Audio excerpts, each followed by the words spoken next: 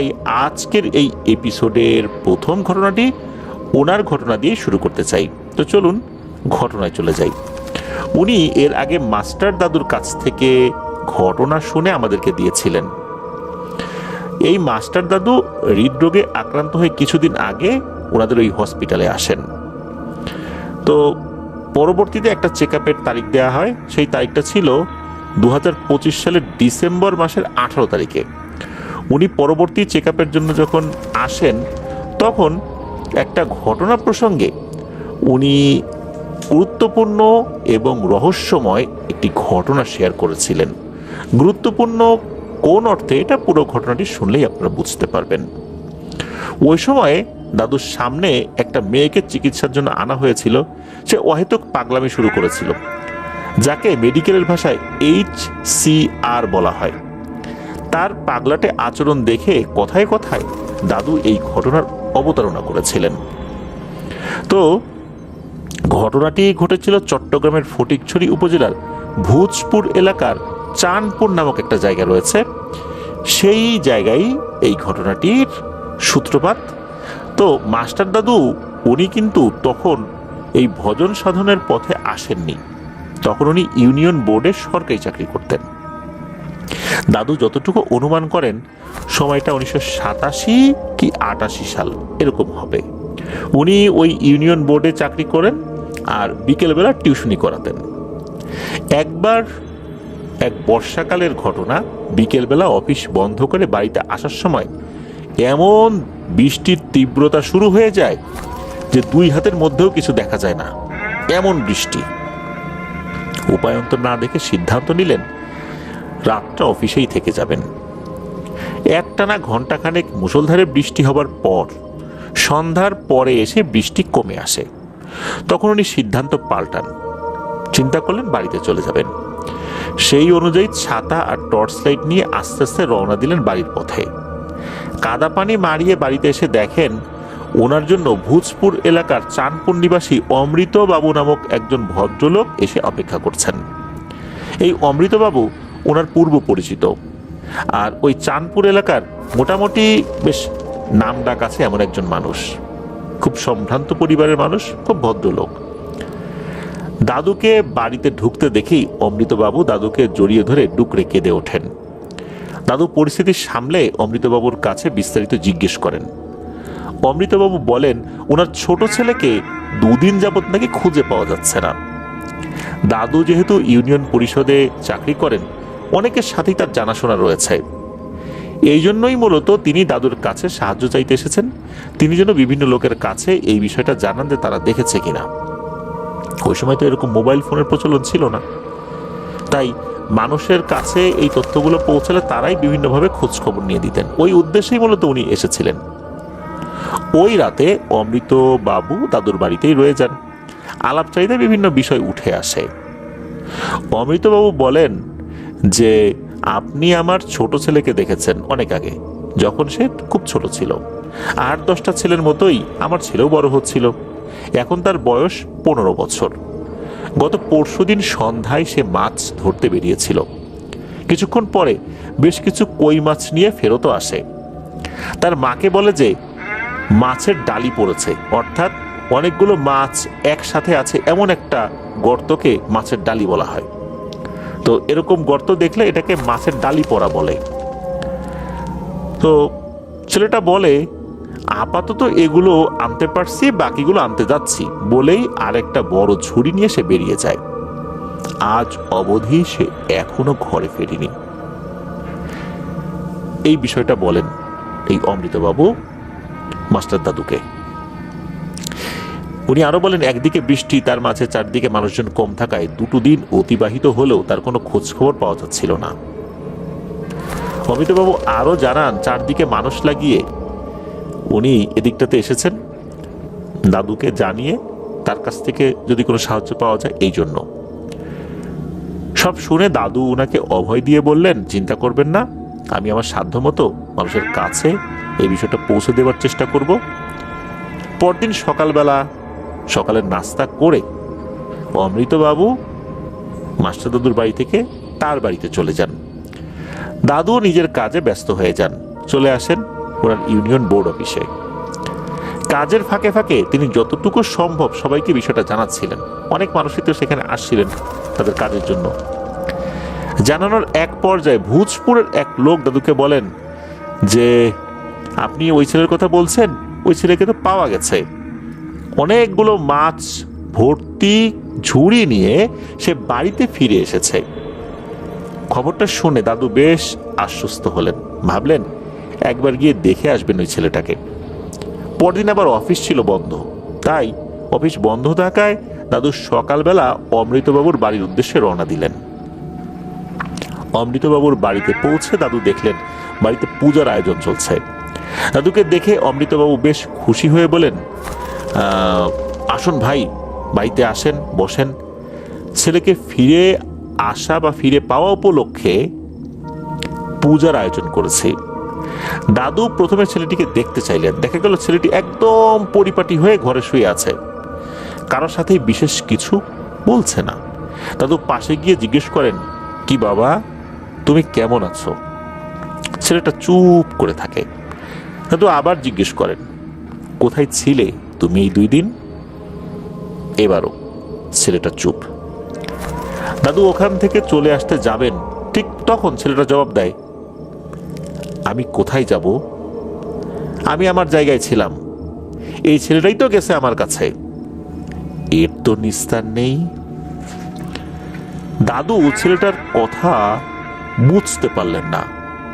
উনি জিজ্ঞেস করলেন, কি বললে তুমি? ছেলেটা তখন বলে ওঠে, যা ভাগ এখান থেকে, বুড়ো ধাম কোথাকার। ছোট ছেলের এমন ব্যবহারে দাদু বেশ অবাক হলেন, বিব্রতও হলেন, বিরক্তও হলেন। চিন্তা করলেন, এই ছেলেটা তো ভদ্র, এই ছেলে আমার সাথে এমন একটা আচরণ করতে পারলো।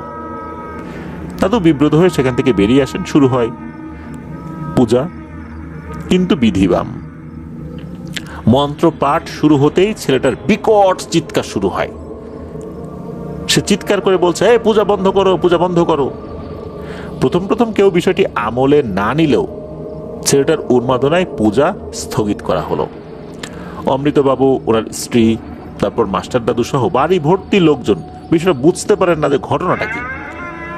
পূজা করতে আসা পুরোহিত বিষয়টা ভালো নয় বলে জানিয়ে বিদায় নেন। বলেন, যে বাড়িতে পুজো হতে দেয় না ওই বাড়ির ধ্বংস অনিবার্য।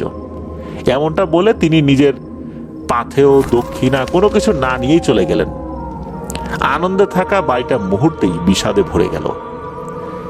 চিৎকার চেঁচামেচি করে নিস্তেজ হয়ে ছেলেটা ঘুমিয়ে পড়ে। মাস্টার দাদু অমৃতবাবুকে পরামর্শ দেন কোনো কবিরাজ দিয়ে ছেলেটাকে একটু ঝাড়ফুঁক করানোর জন্য, কারণ তার লক্ষণ মোটেও ভালো লাগছে না। অমৃতবাবুর অনুরোধে পরদিন সন্ধ্যায় স্থানীয় একজন হিন্দু কবিরাজের কাছে নিয়ে যাওয়া হয় ছেলেটাকে। কবিরাজ তার মতো করে রিচুয়াল শুরু করেন, শেষও করেন কোনো বাধা বিপত্তি ছাড়াই। আশ্চর্যের বিষয়, ওই ছেলেটা একেবারে চুপচাপ বাধ্য ছেলের মতোই সবকিছু করে গেছে।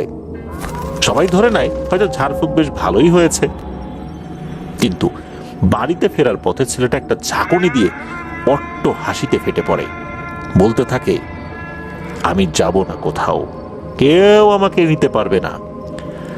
আমি ওর কাছে যাইনি, ওই এসেছে আমার কাছে, ওর নিস্তার নেই।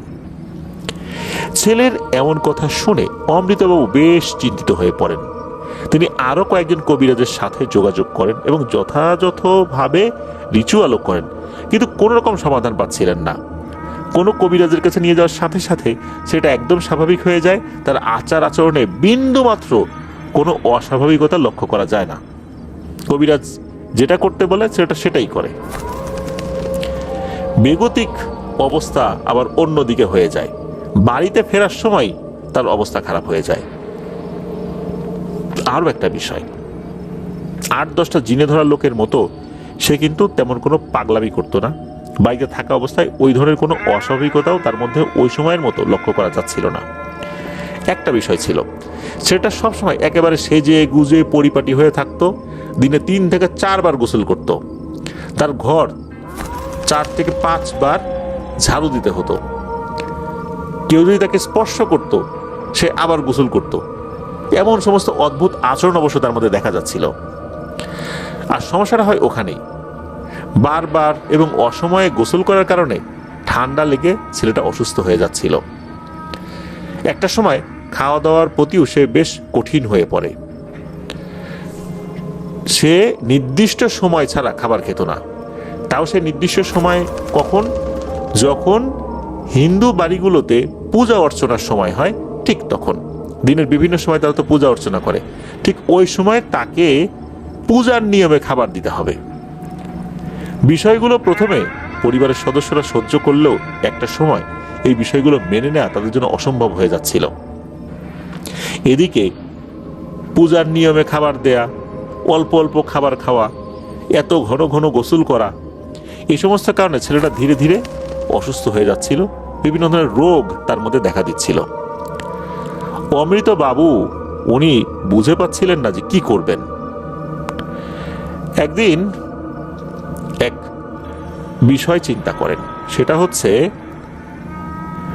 ওনাদের এলাকা থেকে কাছাকাছি জায়গায় একজন হুজুর রয়েছেন।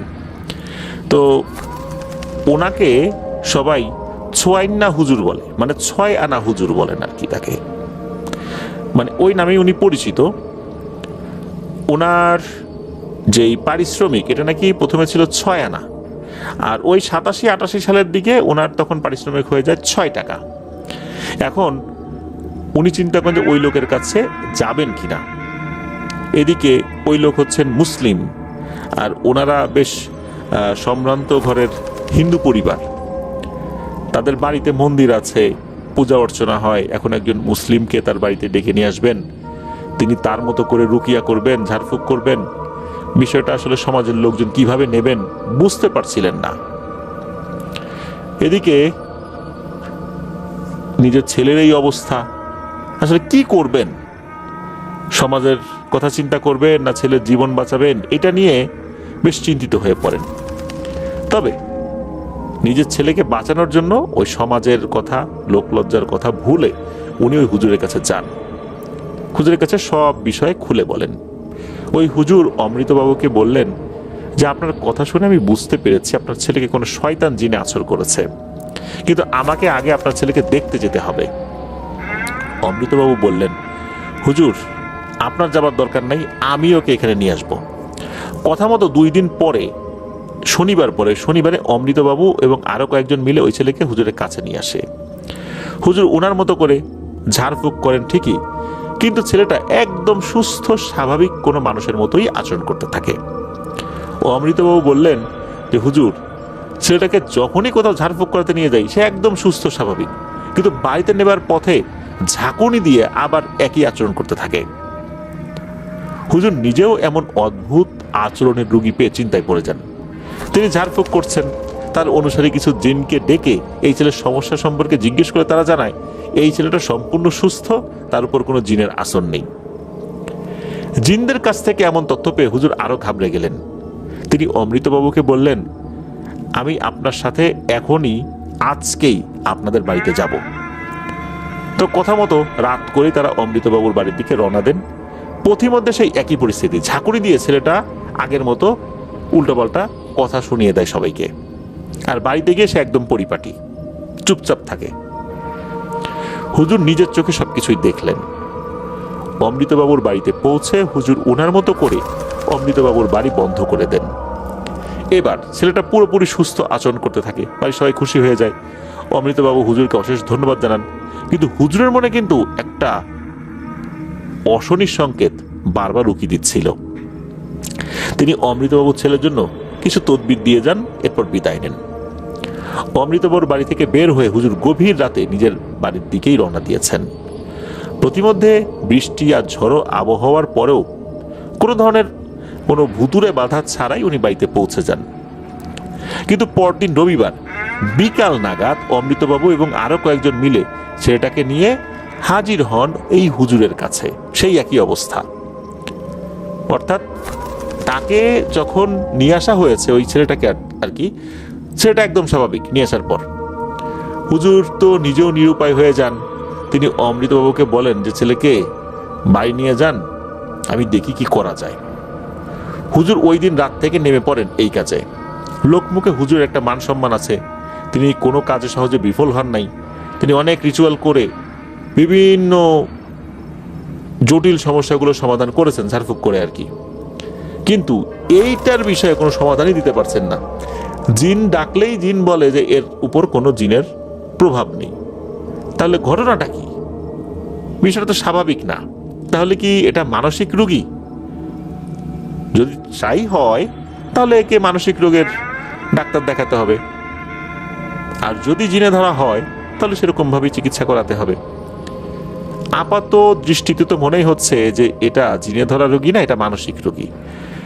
কিন্তু তবুও শেষ একটা চেষ্টা উনি করতে চাইলেন, দেখি কোনো তথ্য উনি বের করতে পারেন কিনা, ওই চিন্তা করে আর কি।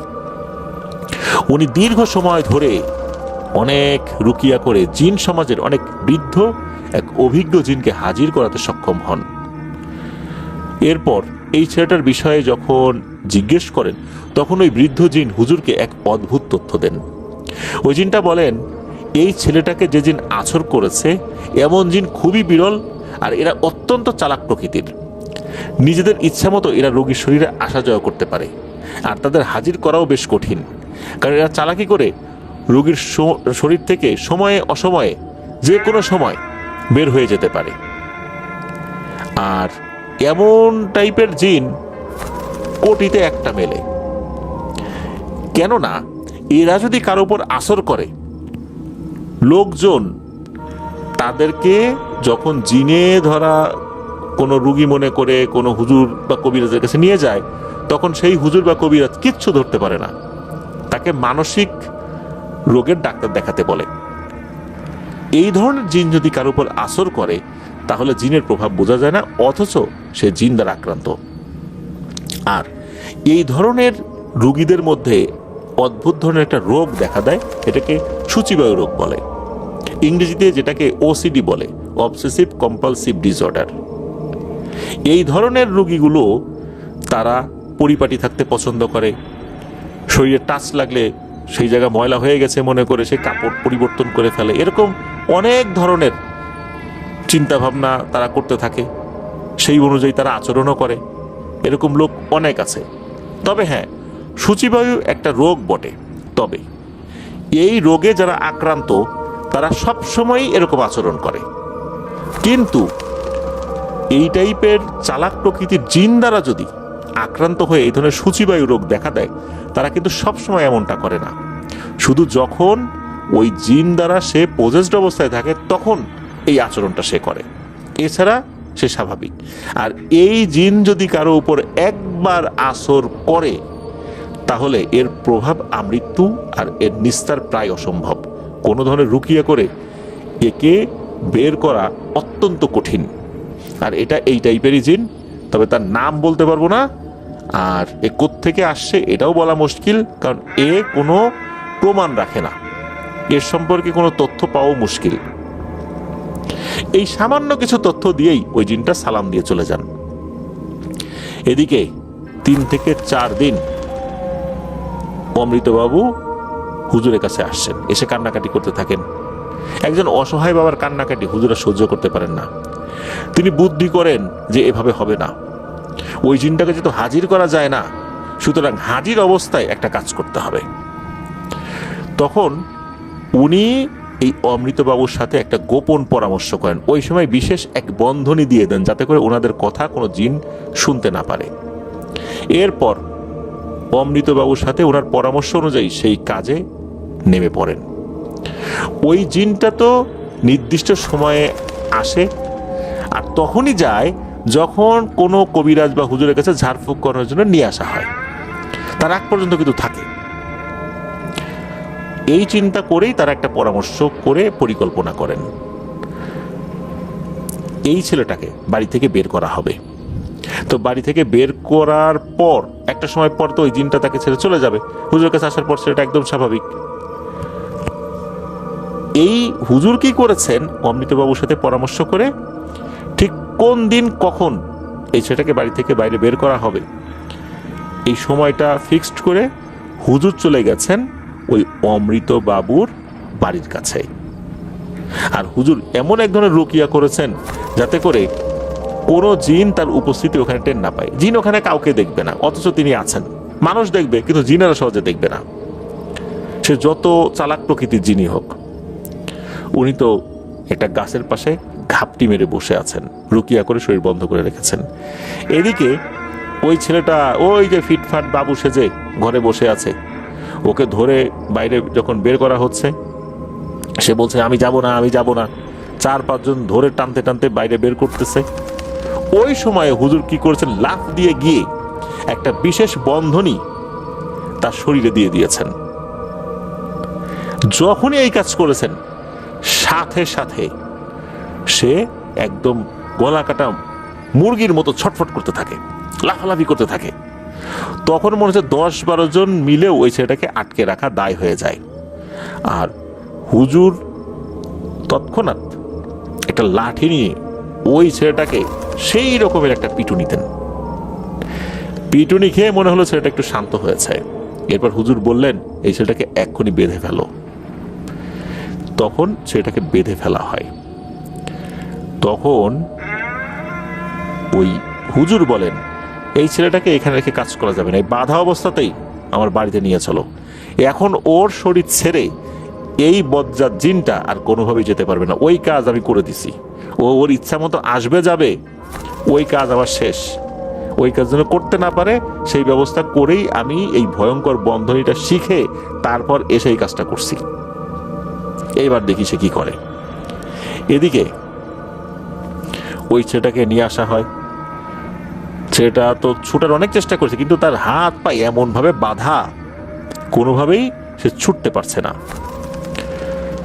তার বাড়িতে নিয়ে আসার পর একটা বিশেষ ঘরের মধ্যে ঢুকানো হয়। সেখানে উপস্থিত আরো কয়েকজন ছিল। তখন হুজুর বলেন, এইবার ওর হাত পায়ের বাঁধন খুলে দাও। যখনই খুলে দিয়েছে, খুলে দেওয়ার সাথে সাথে বিদ্যুৎ গতিতে, খুলে দেওয়ার সাথে সাথে বিদ্যুৎ গতিতে এসে হুজুরকে এমন জোরে ধাক্কা দিয়েছে, হুজুর ছিটকে পড়েন অনেক দূরে। তখন এই অমৃতবাবু ঝাঁপ দিয়ে ছেলেকে জাপটে ধরেন, কিন্তু ছেলেটাকে নিয়ন্ত্রণ করা তখন অসম্ভব হয়ে দাঁড়ায়। হুজুর যখন ছিটকে পড়েছেন, তখন তার যেই আলমারিটা ছিল এটা কিন্তু নড়ে ওঠে। আলমারির উপরে একটা কোরআন শরীফ ছিল, এটাও অনেকটা কিনারে চলে আসে। আর এই যে অমৃতবাবু আর তার ছেলের ধস্তাধস্তির এক পর্যায়ে তারাও ওই আলমারিতে এসে আঘাত হানে। আর তখন উপর থেকে পবিত্র কোরআন শরীফ গিয়ে পড়ে ওই ছেলেটার গায়ে। পবিত্র কোরআন কিন্তু উপর থেকে পড়লে কোনো মানুষের পড়ে যাওয়ার কথা না, কিন্তু যখনই উপর থেকে পবিত্র কোরআন ওই ছেলেটার শরীরের উপর পড়েছে, মনে হচ্ছে অসম্ভব ভারী কোনো জিনিস ওই ছেলেটার গায়ে পড়েছে। আর ওই ভারে ওইটার সাথে সাথে ওই ছেলেটাও পড়ে গেছে নিচে। পবিত্র কোরআন পড়েছে তার বুকের উপরে। এখন 10-12 জন মানুষকে একদম আছড়ে ফেলা ছেলেটা একটা পবিত্র গ্রন্থের ভারে একদম কাবু হয়ে গেছে। সে নিজেকে অনেক চেষ্টা করে কোরআন শরীফ থেকে সরিয়ে নিতে, কিন্তু কোথায় কি, এক চুলও নড়তে পারে না। মনে হচ্ছে পর্বত সমান ভারী কোনো জিনিসের চাপায় পড়েছে সে। বিকট চিৎকারে আকাশ বাতাস কাঁপিয়ে দেয় ছেলেটা। হুজুর আর অমৃতবাবু বিষয়টা দেখে স্তম্ভিত হয়ে যায়। এত শক্তির একটা সত্তা একটা পবিত্র গ্রন্থের কাছে নত স্বীকার করে। হুজুর দেরি না করে বিভিন্ন সূরা আয়াত পাঠ করতে থাকেন। একটা সময় ছেলেটা নিস্তেজ গলায় বলে, এই হুজুর, এটা সরা আমার শরীর থেকে, আমি মরে যাবো এটার ভারে। নত স্বীকার করা সত্তাকে হুজুর জিজ্ঞেস করে, তুই কে? তখন জবাব আসে, আমি শঙ্খনাদ। আমি বহুকাল শুয়েছিলাম নীরবে, কিন্তু এই ছেলেটা আমার বুকে পাড়া দিয়ে আমাকে জাগিয়েছে। আমি তো ওকে ছাড়বো না, আমাকে তাড়াতাড়ি এর শরীর থেকে বের করে দে, নয়তো আমি মারা যাব। হুজুর বলেন, ছেলেটার কোনো দোষ নেই, সে না জেনে তোর বুকে পা দিয়েছে, আর তুই এর উপর সওয়ার হয়েছিস, তোর তো শাস্তি হওয়া দরকার রে। হুজুর বাকিদের সহ অমৃতবাবুকে বলেন, এই ছেলেকে এইভাবেই রেখে দিতে, কোনো নড়াচড়া করা যাবে না। হুজুরের কথা মতো দরজা বন্ধ করে দিয়ে সবাই চলে যায়। সেটা চিৎকার করতে করতে একটা সময় চুপ হয়ে যায়। পরদিন সকালবেলা হুজুর সহ অমৃতবাবু এবং আরো বেশ কয়েকজন মিলে ছেলেটাকে অজ্ঞান অবস্থায় ওখান থেকে উদ্ধার করেন। এই সময় হুজুর তার অনুগত জিনদের কাছ থেকে নিশ্চিত হয়ে নেন যে ঘটনাটা কি হয়েছে। ঘটনাটা এটাই হয়েছে, পবিত্র কোরআন শরীফের ভারে শঙ্খনাদ মারা গেছে। পরে হুজুর কোরআন শরীফ ছেলেটার বুক থেকে সরিয়ে বুকে জড়িয়ে নেন। নিশ্চিত না হয়ে উনি পবিত্র কোরআনটা তার বুকের উপর থেকে সরান নাই। এরপর কিছু পানি পড়া তদবির দিয়ে বিদায় দেন। হুজুর তার জিনেদের কাছ থেকে আরো একটা ব্যাপার জেনে নিয়েছিলেন। তার জিনেরা বলেছিল শঙ্খনাদের মৃতদেহ তার শরীরের ভিতরে রয়েছে, আর শঙ্খনাদ এক বিষাক্ত জিন। তার শরীরের অঙ্গ প্রত্যঙ্গ পচে যখন এই ছেলেটার শরীরের সাথে মিশে যাবে তখন হবে আর একটা সমস্যা। এই জন্য আর একটা বিশেষ রুকিয়া করতে হবে, টানা 7 দিন এই রুকিয়াটা করতে হবে। তারপরে গিয়ে আল্লাহর রহমতে সে পুরোপুরি স্বাভাবিক হয়ে যাবে। সেটা কি? সেটা হচ্ছে এই রুকিয়াটা করার পর এই ছেলেটা এমন একটা বমি করবে, এই বমির কালারটা হবে একদম কালো কুচকুচে ছাইয়ের মতো, মনে হচ্ছে যে সে কয়লা বা ছাই খেয়েছে সেটাই বমির সাথে বের হয়ে গেছে। এরকম 7 দিন হবে। মূলত এটাই হচ্ছে এই শঙ্খনাদের মৃতদেহ এভাবে বের হয়ে আসবে। এরপর আর কোনো সমস্যা নাই। আর ওই সন্ধ্যায় সে মাছের লোভে কোথায় কোথায় হেঁটেছে সে নিজেও জানে না। ওই ছেলেটা পরবর্তীতে জানিয়েছে আর কি, যে সে যে কোথায় গেছে সে নিজেও জানে না। একটা সময় গর্তের মতো একটা জায়গায় মানে কোমর অবধি সে ঢুকে যায়। এরপর তার শরীরে একটা ঝাঁকুনি লাগে। তারপর তার আর কিছুই মনে নাই। এর ভিতরে যে এত কিছু হয়ে গেল এই কয়দিনে সে কিছুই বলতে পারে না। আল্লাহর রহমতে সে পরিপূর্ণভাবে সুস্থ হয়ে যায়। ছেলেটার নাম প্রবীর। বর্তমানে তার কম্পিউটার আর সিসিটিভি সরঞ্জামের দোকান রয়েছে চট্টগ্রাম শহরের নিউ মার্কেট এলাকায়। তো এটাই ছিল ঘটনা। প্রিয় লিসেনার, শঙ্খনাদ যার এত শক্তি, এত চালাক, কিন্তু পবিত্র কোরআনের ভারে সে মারাই গেল। আর এই শঙ্খনাদ এমন চালাক জিন, এর উপস্থিতি আসলে টের পাওয়া মুশকিল। আর এ ইচ্ছা মতো কারো শরীরে ঢোকে আর বের হয়, কে আটকে রাখাও কঠিন। এই কারণে চালাকি করে শরীরে থাকা অবস্থাতেই হঠাৎ করেই তাকে ওই শরীরের মধ্যে আবদ্ধ করে ফেলা হয়। গলায় এক ধরনের বিশেষ মালা পরিয়ে দেওয়া হয়েছিল। ওই মালার কারণেই নাকি ওই জিনিসটা আবদ্ধ হয়ে যায়, কোনোভাবে বের হতে পারেনি। তারপর তো তার শরীরে থাকা অবস্থায় ধরে নিয়ে যাওয়া হয় হুজুরের বাড়িতে। তারপর তো হুজুর যেটা করার তো করেছেনই। তো এভাবেই শঙ্খনাদের মৃত্যু হয়। প্রিয় লিসেনার্স, বিভিন্ন গর্ত যেগুলো রয়েছে, এই গর্তগুলোতে কিন্তু থুতু ফেলা, ময়লা ফেলা, নাপাকি করা, এই জিনিসগুলো কিন্তু নিষেধ। হুট করে গর্তের মধ্যে হাত ঢুকা এটা কিন্তু এমনিতেও নিরাপত্তার জনিত হুমকি। কেননা গর্তের মধ্যে সাপ থাকতে পারে, বিষাক্ত পোকামাকড় থাকতে পারে, এগুলো কামড়ে দিতে পারে, তখন কিন্তু বিভিন্ন সমস্যা হবে। এছাড়া গর্তের মধ্যেও কিন্তু জিনেরা থাকে। শঙ্খনাদ এমন একটি জিন যে মাটির নিচে থাকা জিন। দীর্ঘদিন সে ঘুমিয়েছিল। হঠাৎ করেই তার বুকের উপর পাড়া পড়ার কারণে, অর্থাৎ চাপ পড়ার কারণে, পায়ের চাপ যেটা পড়েছিল আর কি, সে কিন্তু জেগে গেছে আর তৎক্ষণাৎ এর শরীরের উপর ভর করেছে। আমরা সাবধানে থাকব এই সমস্ত বিষয়গুলো থেকে।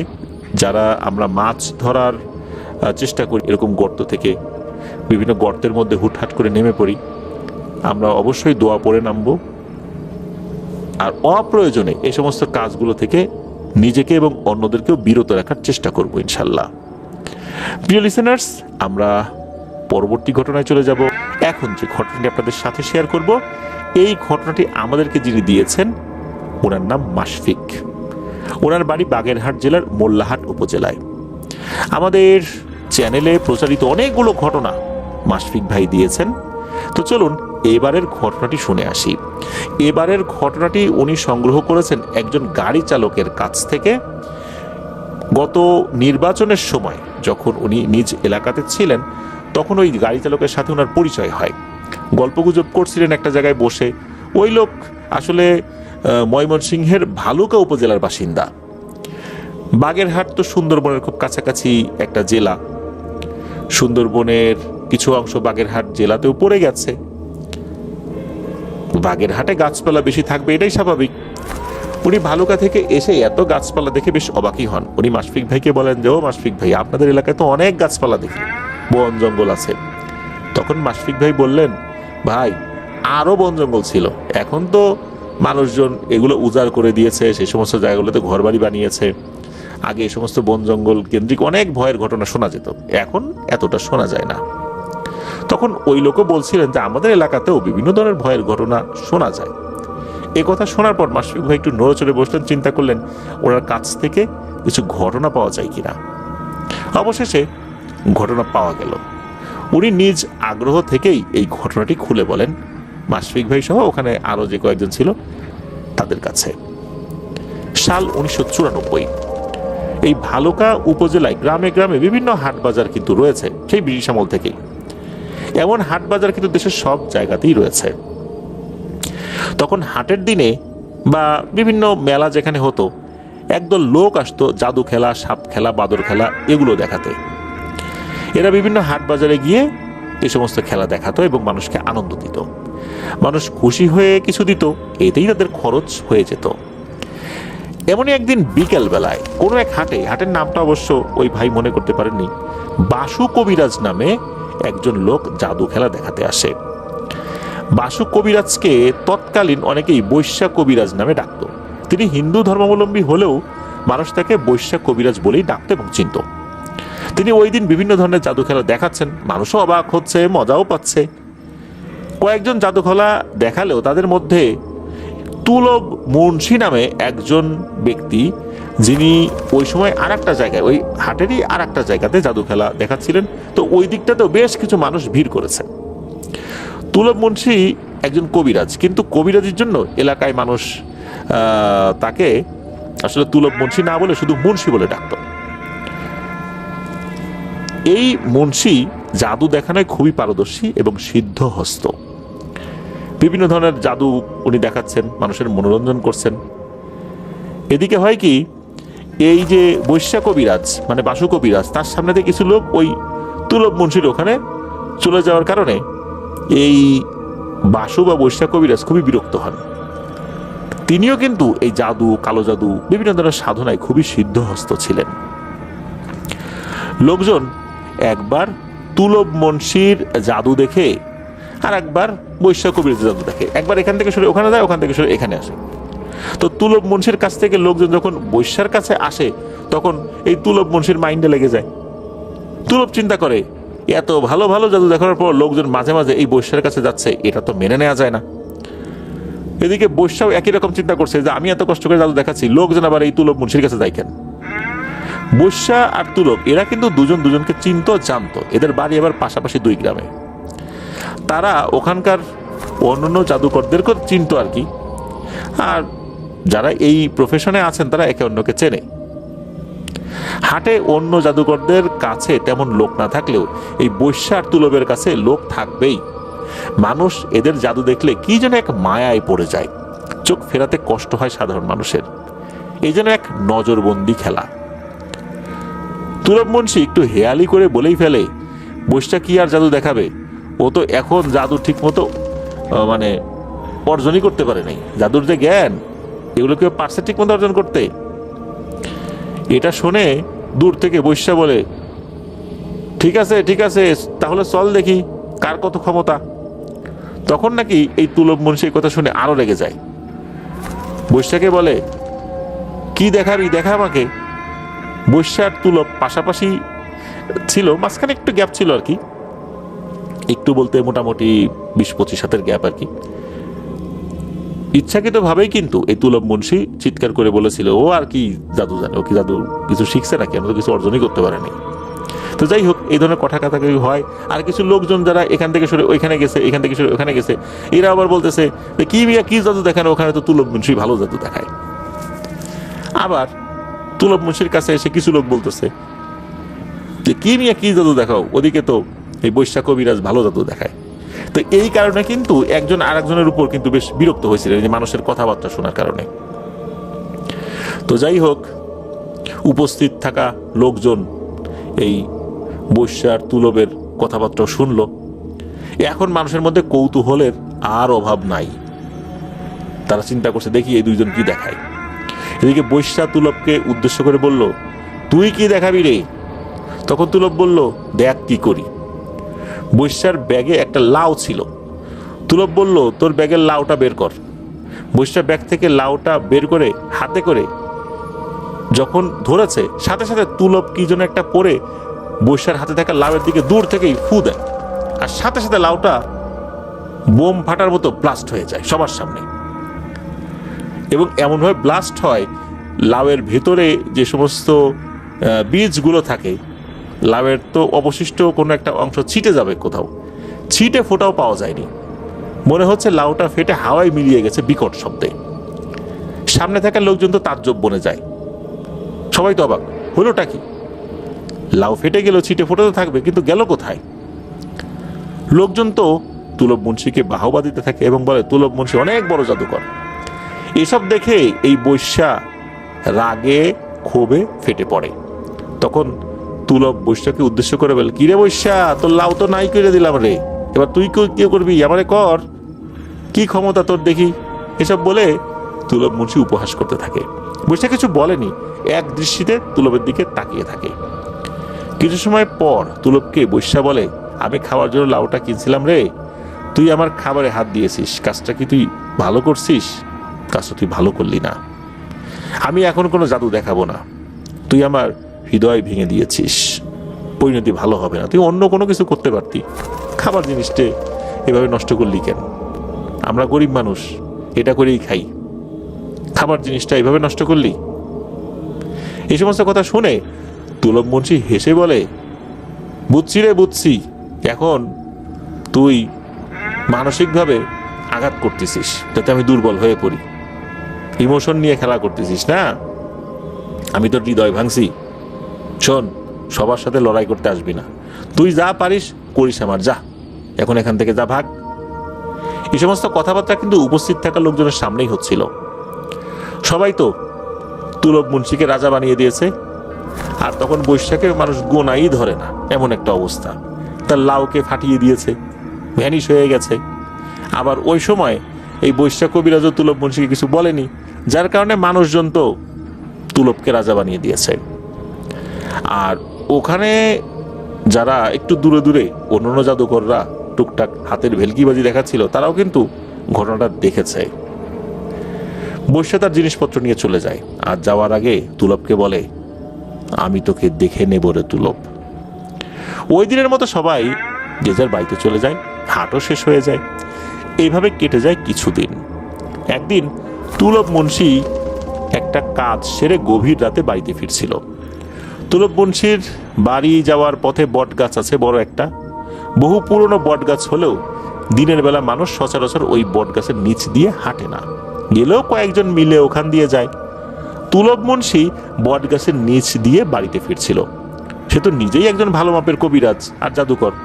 কবিরাজিতে মানুষের আসলে খুব একটা কাজ হয়েছে এমন না শোনা গেলেও কালো জাদু তথা জাদুবিদ্যা গ্রহণ করে তার মাধ্যমে অনেকে লাভবান হয়েছে। কবিরাজি, বিশেষ করে গাছ গাছে যে কবিরাজি বিদ্যা তার জানা ছিল, এতে করে মানুষজন আসলে খুব একটা ফল পেত না, কিন্তু তার কাছ থেকে জাদু করিয়ে নিয়ে লাভবান হয়েছে এমনটা শোনা যায়। তো বট গাছের নিচে দিয়ে তুলব মুন্সি যখন যাচ্ছে, তখন গাছের উপর থেকে একটা গম্ভীর কণ্ঠের ডাক আসে, তুলব মুন্সি একটু দাঁড়া। ডাকটা শুনে তুলব মুন্সি চিন্তা করছেন যে ডাকটা আসলে কোন দিক থেকে আসছে, এইটা সে খেয়াল করে একটু চেষ্টা করে। হঠাৎ লাফ দিয়ে একটা অবয়ব তুলব মুন্সির কিছুটা সামনে এসে দাঁড়ায়। তখন তুলব মুন্সি অবয়বটিকে দেখেই বুঝে ফেলে এটা একটা ভয়ানক পিশাচ। তখন তিনি নিজের শরীরটাকে বন্ধ করে ফেলেন।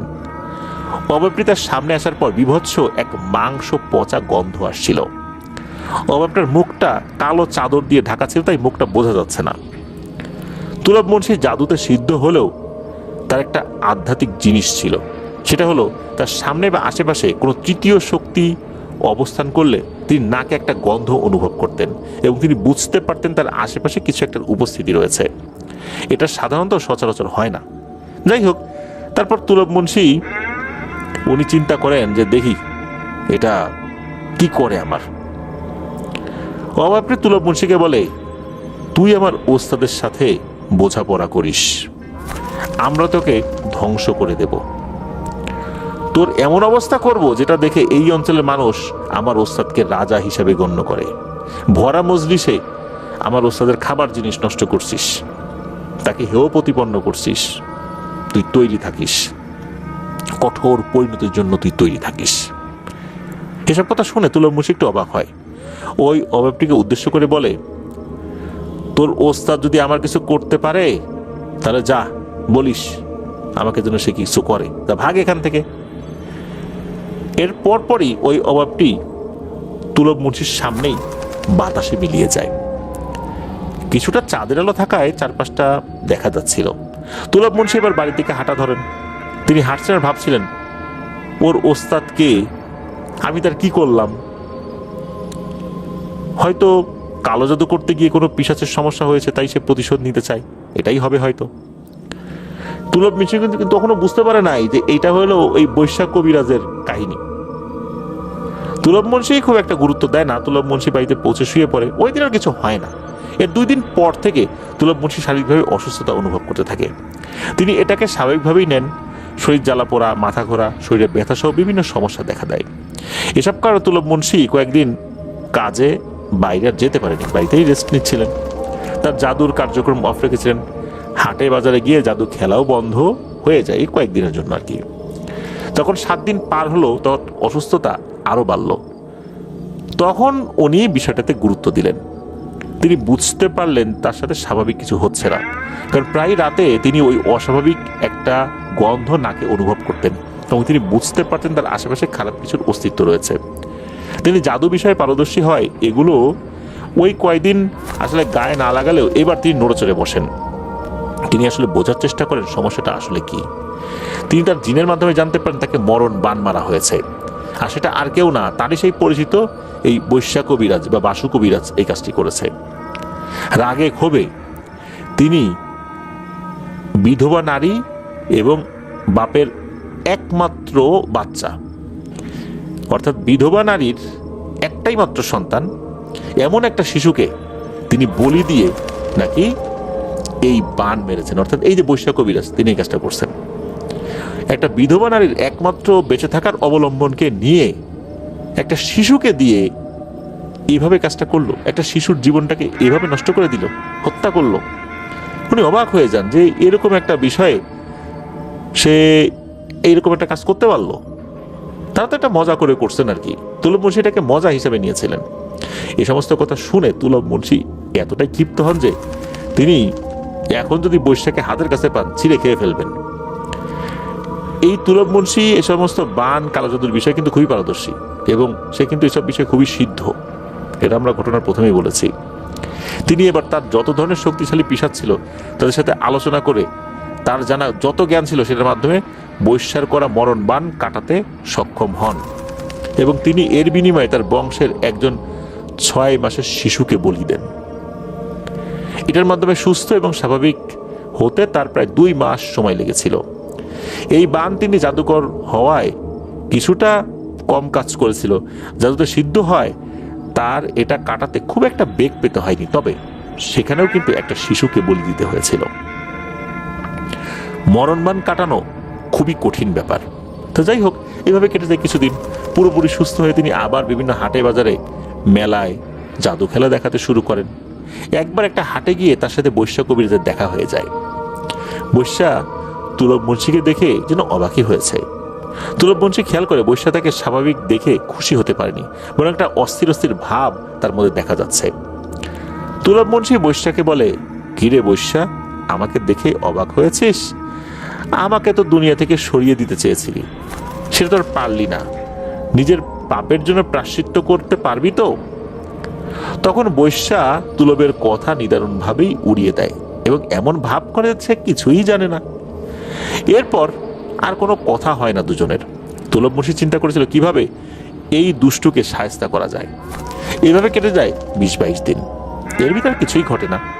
একদিন সকালবেলা তুলব মুন্সিদের গ্রামের এক লোকের গোয়াল থেকে 2টো গরু হারিয়ে যায়। কৃষকের 2টো গরু হারালে কি যে অবস্থা হয় এটা সবারই কম বেশি জানা, কারণ তাদের গৃহপালিত এই গরুগুলো তাদের সন্তানের থেকে কোনো অংশে কম না। সবাই ভাবে এলাকায় চোর ঢুকেছিল। সবাই কৃষক আসলে বুঝতে পারে কৃষকের মনের কি বেদনা। এখন চোর যে ঢুকেছে চোরটা আসলো, চলে গেল, গরু নিয়ে চলে গেল, কেউ দেখলো না, বুঝলো না, হ্যাঁ হতে পারে, চোর নিয়ে যেতে পারে। তা আগে কিন্তু ওই গ্রামে সেভাবে গরু চুরি হয়নি। পরদিন আবার এক লোকের 3টা হাঁস চুরি হয়, পরদিন আর একজনের ছাগল চুরি হয়। এভাবে প্রতি রাতে কারো না কারো পালের জিনিস চুরি হচ্ছে, কিন্তু কারো ঘর বাড়িতে কিন্তু কোনো মালামাল চুরি হচ্ছে না, শুধু এই গৃহপালিত যে সমস্ত প্রাণীগুলো আছে সেগুলো চুরি হচ্ছে। বিষয়টা সবার কাছে একটু অদ্ভুত লাগে। গ্রামবাসী চিন্তা করে, চোর যদি প্রতি রাতেই চুরি করে তাহলে গরু ছাগল হাঁস মুরগি এসবই কেন চুরি করবে? ঘর বাড়িতেও তো চুরি করার কথা। কেউ কেউ আবার বলে, আরে ভাই বাইরে যা পাইছে তাই তো চুরি করছে, ঘরে চুরি করলে ধরা খাইতে হবে, তাই করে নাই। এক একজনের এক এক মত আর কি। এবার গ্রামবাসী মিলে সিদ্ধান্ত নেয় পাহারা বসাবে। গ্রামের 10 জন যুবক ছেলেকে প্রতি রাতে পাহারায় বসানো হয়। পরপর 5 দিন পাহারা বসিয়ে তারা দেখলো যে কোনো ঘটনা ঘটেনি, অর্থাৎ চুরির কোনো ঘটনা ঘটেনি। তাই গ্রামবাসী ভাবে হয়তোবা চোর পাহারা দেওয়ার কথা জেনে গেছে, তাই চুরি করতে আসে না। এই চিন্তা করে পাহারা উঠিয়ে দেয় গ্রামবাসী। সব ঠিক হয়ে গেছে এই চিন্তা করে। যেদিন পাহারা উঠিয়ে দেয় ওই দিন রাতে সবচেয়ে আজব ঘটনা। সেলিম নামের এক লোকের 3 মাসের বাচ্চা হারিয়ে যায়। ঘরের দরজা বন্ধ, জানালা বন্ধ, তাহলে বাচ্চা গেল কোথায়? সকালবেলা গ্রামে হইচই পড়ে যায়।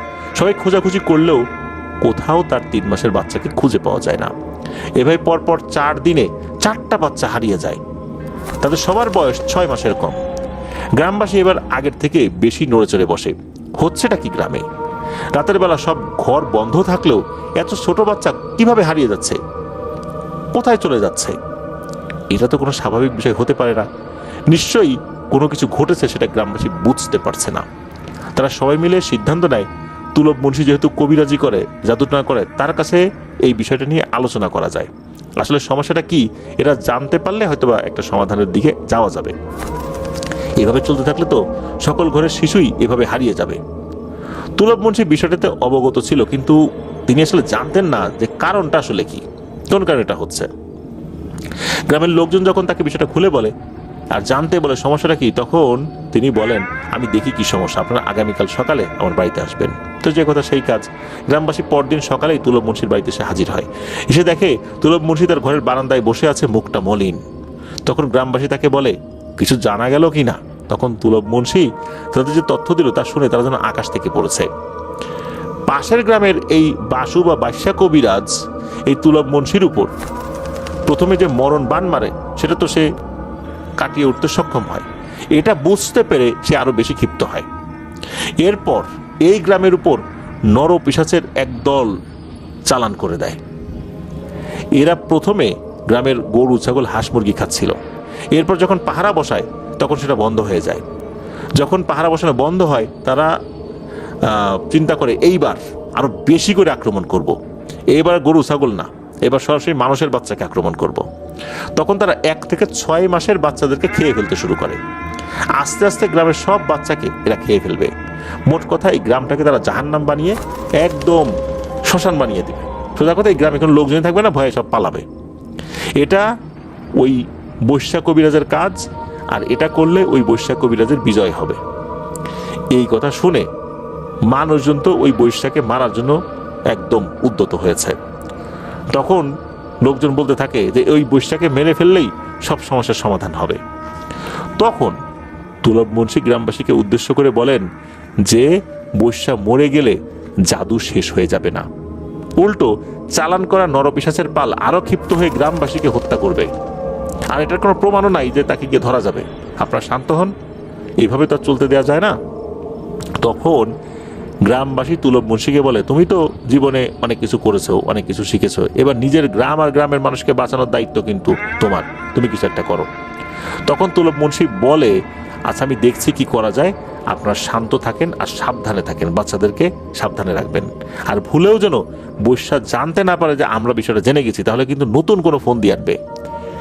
আমি দেখছি কি করা যায়। তখন গ্রামবাসী যার যার বাড়িতে চলে যায়। তুলব মুন্সি এবার বিষয়টাকে আর হালকাভাবে নেয় না। কিছুদিন আগে তাকে মরণ বান মেরেছে, আর এখন গ্রামে নিরীহ মানুষদের উপর অত্যাচার শুরু করেছে এই বৈশ্যা। এটা শেষ তো ওনাকে দেখতেই হবে। প্রতিশোধের নেশায় এই তুলব মুন্সি মানসিকভাবে ফেটে পড়ে। তিনি এখন বিষয়টা কোনোভাবে মানতে পারছেন না। শুরু হয় তার সিদ্ধি আর জাদু জগতের নতুন অধ্যায়। এভাবে কেটে যায় আরো 7 দিন। এর ভিতরে অবশ্য গ্রামের বাচ্চা হারানো কিছুটা কমেছে। 7 দিনে 7টা হারায় নেই, একজন দুইজন হারিয়েছে আর কি। বৈশ্যা তো মনে মনে মহা খুশি, আগে মরণ বান মেরে তুলবকে মেরে ফেলতে না পারলেও অনেক কষ্ট দিয়েছে, আর এবার তার গ্রামবাসীকে এমন শাস্তি দিচ্ছে যেটা কোনো মানুষ সহ্য করতে পারবে না। এতে করে সে তুলবের কাছে নিজের ক্ষমতা জাহির করেছে আর নিজের ক্ষমতা বৃদ্ধি করেছে শিশু বলির মাধ্যমে। কি এক পৈশাচিক আনন্দ! এর ভিতর শুরু হয় বৈশ্যার গ্রামে গরু ছাগল হাঁস মুরগি হারানো। এবারটা ছিল একটু ভিন্ন। বৈশ্যার গ্রামের যার গরু ছাগল হাঁস মুরগি হারাতো, পরদিন সেই জিনিসের মাথা তার বাড়ির আশেপাশে পাওয়া যেত। এভাবে 4-5 দিন চলার পর হঠাৎ বৈশ্যার গ্রামে ছোট বাচ্চা হারানো শুরু হয়। প্রথম একদিন 2 বছরের বাচ্চা ঘর থেকে রাতের বেলা উধাও হয়ে যায়, তার বাবা মা খুঁজেও আর পায় না। ওই দিন বিকেলে বাড়ির পাশে তার সন্তানের বিচ্ছিন্ন মাথা পাওয়া যায়। কোনো মা বাবা নিশ্চয়ই এটা মেনে নিতে পারবেন না। এভাবে পরপর 5 দিন 5টা বাচ্চা হারায়। একইভাবে তার শরীর থেকে মাথা আলাদা, আর মাথাটা পাওয়া যায় তার বাড়ির পাশে, শরীরটাকে আর পাওয়া যায় না। এবার গ্রামবাসী নড়েচড়ে বসে। সকল গ্রামবাসী এক হয়ে সিদ্ধান্ত নেয় এটা কোনোভাবেই স্বাভাবিক না, তাই তারা কোনো কবিরাজের শরণাপন্ন হবে। তাদের গ্রামে বৈশ্যা কবিরাজ রয়েছে, তাহলে তাদের তো আর বাইরে যাওয়ার দরকার হয় না, কারণ তারা জানতো বৈশ্যা খারাপ কাজে সিদ্ধ হলেও তার অনেক ক্ষমতা রয়েছে, সে হয়তো এসবের কোনো একটা সমাধান করতে পারবে। গ্রামবাসী বৈশ্যার বাড়িতে যায়। বৈশ্যা কয়েকদিন এই বিষয়টা জানছিল যে এইরকম ঘটনা ঘটছে, তার জিনদের মাধ্যমে সবই জেনে গেছে যে তুলবের গ্রামের সাথে সে যা ঘটিয়েছে এইটার প্রতিশোধ তুলব এবার নিচ্ছে। গ্রামবাসী যখন বৈশ্যাকে বিষয়টা জানায় তখন বৈশ্যা গ্রামবাসীকে বলে এটা পাশের গ্রামের তুলব মুন্সি করেছে, সে আমার উপর প্রতিশোধ নেওয়ার জন্য গ্রামবাসীর উপর হত্যাকাণ্ড চালাচ্ছে। গ্রামবাসী তুলবকে চিনত, তারা এই কথা শুনে খুবই ক্ষিপ্ত হয়। তখন গ্রামবাসী বৈশ্যার কাছে সমাধান চাইলে বৈশ্যা গ্রামবাসীকে তুলবের উপর আক্রমণ করার জন্য বলে। গ্রামবাসীর এমনিতে মাথা ঠিক নাই, এতগুলো বাচ্চা হারিয়েছে, তারপর কে করেছে এটা জানার পর তারা রাগে ক্ষোভে আরো বেশি ফেটে পড়ে। তারা অনেকে মিলে তুলবের বাড়ির উদ্দেশ্যে রওনা হয়। তারা যখন তুলবের গ্রামে ঢোকে তখন ওই গ্রামের লোকজনের সাথে দেখা হলে তুলব কোথায় জানতে চায়। কথায় কথায় তারা বলে যে তুলব গ্রামের লোকেরা, তুলব আসলে এরকম কাজ করেছে, তুলবের গ্রামের লোকেরা বৈশ্যা তাদের গ্রামের উপর কি অমানবিক অত্যাচার করছে সেটা আবার বলে। তখন 2 গ্রামের লোক বুঝতে পারে তুলব আর বৈশ্যার ক্ষমতার দম্ভে 2 গ্রামের এতগুলো নিরীহ লোক তারপর এই অবলা প্রাণীগুলো জীবন দিয়েছে। তারা এই হত্যাকাণ্ডের শেষ ঘটাতে চায়। গ্রামে শান্তি ফেরাতে তুলব আর বৈশ্যাকে ধরে এগুলো বন্ধ করানোর সিদ্ধান্ত নেয়। তখন 2 গ্রামের মানুষ এক হয়ে দুজনকে ধরে একটা মাঠে নেয় এবং তাদেরকে বলা হয় যে 2 গ্রামের মানুষদেরকে যে হত্যা করলি নিজের ক্ষমতা দেখানোর জন্য, এই যে পরিণতিটা তোরা করলি এটা আজকেই বন্ধ করবি, আর তা না হলে তোদের 2জনকে এখানে গণপিটুনি দিয়ে মেরে ফেলা হবে। দেখি তোদের ওই নরখাদক জিনেরা এসে তোদেরকে বাঁচায় কিনা। তখন এই বৈশ্যার তুলব প্রথম থেকে কি কি হয়েছে, কেন হয়েছে সবকিছু খুলে বলে। বৈশ্যার ভাষ্য মতে সেদিন তার যে লাউ ভ্যানিশ করার পর থেকে সে অনেক ক্ষিপ্ত হয়েছে, নিজের কাছে নিজে অনেক ছোট হয়েছে, এত মানুষের সামনে তার খাবারের লাউ এরকম ভ্যানিশ করে দিয়েছে। ওই দিন বাড়িতে গিয়ে সে তার অনুগত পিশাচদেরকে ডেকেছেন এবং জানতে পারেন যে ওই দিন নাকি লাউয়ের উপরে বান মেরেছিল, আর এই কারণেই লাউটা সবার সামনেই একদম ভ্যানিশ হয়ে যায়। তখন এই বৈশ্যার রাগ আরো বেড়ে যায়। তখন সে সিদ্ধান্ত নিয়েছে যে তুলবের উপর মরণ বান মারবে, আর সে সেটাই করেছে। তো একটা বিধবা নারীর একমাত্র অবলম্বন একটা শিশু বাচ্চাকে বলি দিয়ে এক ভয়ঙ্কর পিশাচকে পাঠিয়েছিল তুলবকে মারার জন্য। তুলব জাদুবিদ্যাতে পারদর্শী বলে কাজটা দেরি হচ্ছিল এবং একটা সময় সে বুঝতে পেরে বানটি তার জিনের মাধ্যমে কাটাতে সক্ষম হয়। এটা এই বৈশ্যা জানতে পেরে আরো ক্ষিপ্ত হয়ে এমন এক জাদু করেছে তুলবের গ্রামের উপর, এটাতে ওই গ্রামের সব মানুষই একটা সময় শেষ হয়ে যাবে। মানুষের চোখের মণি, তাদের তারপরে সাপের খোসা আর গ্রামের মাটি, এই 3টা জিনিস, অর্থাৎ মানুষের যে চোখের মণি থাকে এটা, সাপের খোলস, তারপর ওই গ্রামের মাটি, এইগুলো দিয়ে শয়তানের পূজারীদেরকে আহ্বান করে এবং তাদের কাছে ওই গ্রামের সকল প্রাণীকে উৎসর্গ করা হয়, অর্থাৎ তারা একটা একটা করে ওই গ্রামের সবাইকে নিয়ে যাবে। এইরকম একটা চুক্তি হয়ে যায়। এটা এমন একটা জাদু, এটা একবার যদি শুরু হয়ে যায় এটা ঠিক করার কোনো পথ নাই। তখন বৈশ্যা জানায় যে সে নিজে চাইলেও এটাকে ঠিক করতে পারবে না, আর কোনো মানুষ পারবে বলেও মনে হয় না। রাগের মাথা থেকে প্রতিশোধ নিতে গিয়ে সে বড় একটা অন্যায় করে ফেলেছে, সে সবার সামনে মাপ চায়। তো এ কথা শুনে তুলবের গ্রাম মানুষ ওখানেই বৈশ্যাকে গণধোলাই দিতে শুরু করে।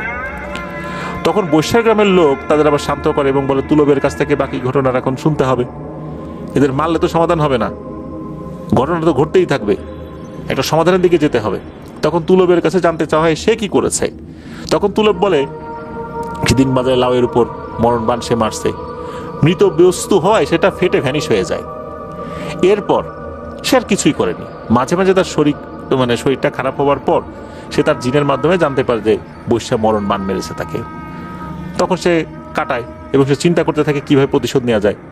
তখন এই তুলব মুন্সি যখন জেনেছেন যে বৈশ্যা তার গ্রামের লোকদের উপর কালো জাদু করেছে, তখন সে একটা সুন্দর সুযোগ পেয়ে যায়। তখন সেও ইফরিত জিনেরদেরকে আহ্বান করে এবং দুটো মানুষের মুন্ডু উপহার দিয়ে মূলত এদেরকে আহ্বান করা হয়েছিল। এরপর ওই গ্রামের অর্থাৎ ওই বৈশ্যার গ্রামের লোকদের উপর ওদেরকে চালান করে দেওয়া হয়। এরাই সেখানে হত্যাকাণ্ড শুরু করেছে। এই তুলব মুন্সি আরো জানায়, সে যখন ইফরিতকে আহ্বান করেছিল তখন চুক্তি হয়েছিল যে এটা কিন্তু বন্ধ করা যাবে না, আর বন্ধ করতে চাইলে ওরা বন্ধ করবে না, আর যদি বন্ধ করার কথা বলে তাহলে তুলব মুন্সির ধর থেকে মাথা আলাদা করে ফেলবে। তখন তুলব মুন্সিও জানায় এটা তার নিয়ন্ত্রণের বাইরে চলে গেছে। এসব শুনে গ্রামবাসী দুজনের উপরই চড়াও হয়। পরে কিছু মুরব্বী সবাইকে শান্ত করে আর কি, এবং বলে এদের মারলে তো সমাধান হবে না, এদেরকেই সমাধান বের করে দিতে হবে, তা না হলে প্রতিদিন কারো না কারো জীবন যাবে। তখন তুলব বলে, সিলেটের একজন হুজুর আছে তার জানা মতে, তিনি খুবই কামেল মানুষ, বয়সটা একটু বেশি হয়ে গেছে, তিনি চেষ্টা করলে হয়তোবা কিছু একটা হতে পারে। জিনের নাকি একসময় তার নাম শুনলে ভয়ে সামনে আসতো না।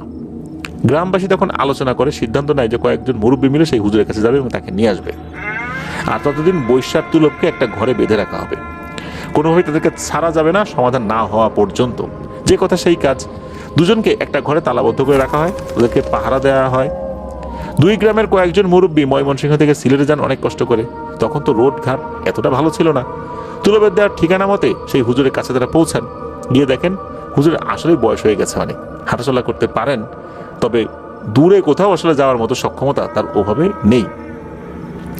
হুজুরকে তারা সব ঘটনা খুলে বলেন। হুজুর তাদের কথা শুনে কিছু সময় চুপ করে থাকেন। এরপর বলেন, আপনারা আমার মেহমান, তাদের কি আর অসম্মান করা যায়? আপনারা আসছেন অনেক দূর থেকে, কিভাবে আপনাদেরকে ফিরিয়ে দেই যে আমি কাজটা করব না? বসেন, নাস্তা পানি করেন, রাত্রে থাকেন, আমি আর একটু বোঝার চেষ্টা করি সমস্যাটা আসলে এখন কোন অবস্থায় আছে, কিভাবে সেটা ঠিক করা যায়, যেহেতু এতগুলো মানুষের জীবনের প্রশ্ন এখানে। তখন যারা গিয়েছে তারা হুজুরকে তাদের গ্রামে যাওয়ার জন্য খুব অনুরোধ করে।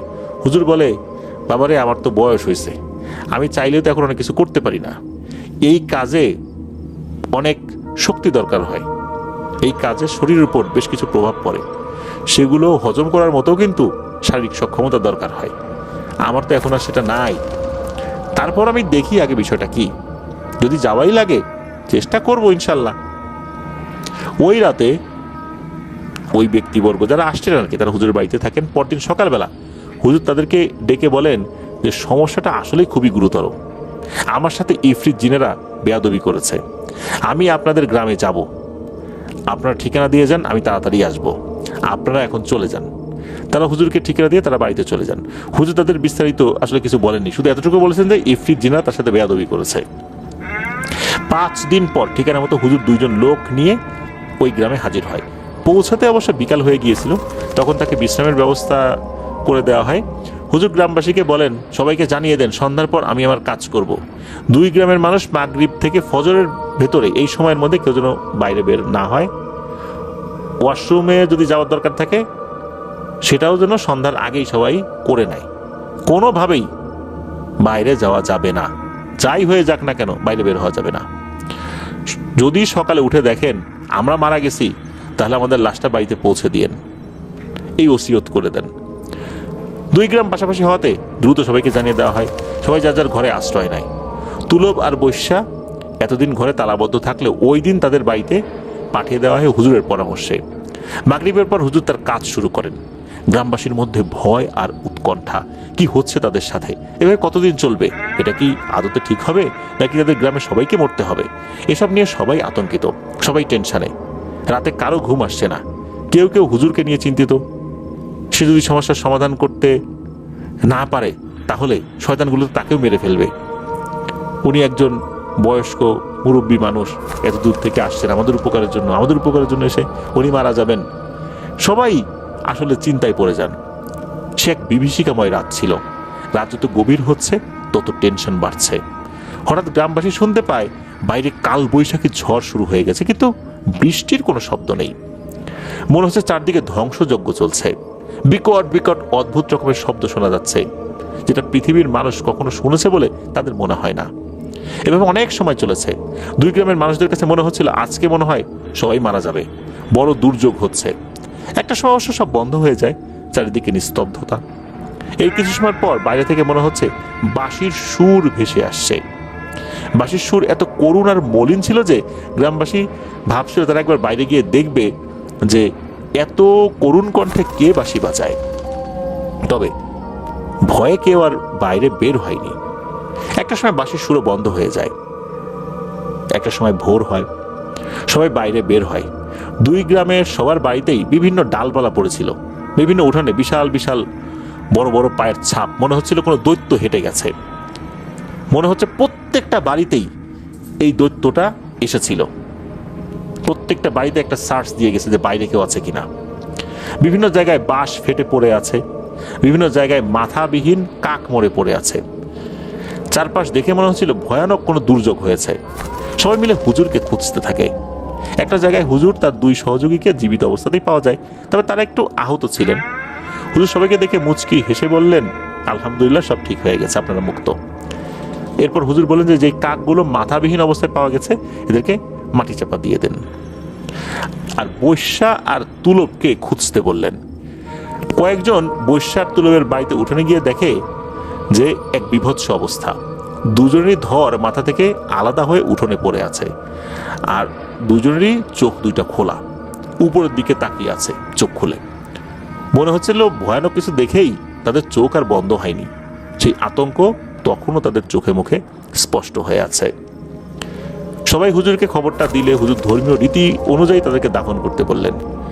গ্রামবাসী হুজুরকে বললেন যে গতকাল রাতে কি হয়েছিল। এটা জিনিসটা আসলে তারা জানতে চাচ্ছিলেন আর কি। তখন হুজুর বলেন, কি হয়েছিল সেটা কেউই জানতে চাইবেন না, সেটা আসলে আপনাদের জন্য মঙ্গলজনক হবে না। বিপদ কেটে গেছে, আল্লাহর কাছে শুকরিয়া আদায় করেন। ভুলেও কেউ কোনো হুজুর বা কবিরাজের কাছে গিয়ে গতকাল রাতে কি ঘটেছিল সব জানতে চাইবেন না, তাহলে পরিণতি আরো খারাপ হতে পারে। আমি এখন চলে যাচ্ছি, আশা করি ইনশাল্লাহ আর কোনো সমস্যা হবে না, আপনারা ভালো থাকবেন। তখন গ্রামবাসী হুজুরকে কিছু দক্ষিণা দিতে চাইলে হুজুর বেশ রেগেই যান, বলেন সবকিছুর বিনিময় হয় না, আপনারা ভালো থাকেন। এরপর হুজুর তার দুই সহযোগীকে নিয়ে সিলেটের উদ্দেশ্যে রওনা হন। এইভাবেই শেষ হয় ভয়ানক এক জাদুর অভিশাপ। গ্রামবাসী যেন খুশিতে আত্মহারা। আসলে কি ঘটেছিল সেই দিন রাতে? চারদিকে ঝড়, মহাপ্রলয়, আবার একটা সময় করুণ বাঁশির সুর। এগুলো আসলে কি? শত শত কাকের মাথাবিহীন যে বডি, এরা কি আসলে কাক ছিল নাকি জিন ছিল? আর সবশেষ দুই জাদুকরের শরীর থেকে মাথা আলাদা। কি এক বিভৎস দৃশ্য! এসবের রহস্য কি, কেন হয়েছে, কারা করেছে, গ্রামবাসী পরিপূর্ণভাবে জানতে পারেনি। এই রহস্যের জট কখনো খোলেনি, গ্রামবাসী খুলতেও চায়নি।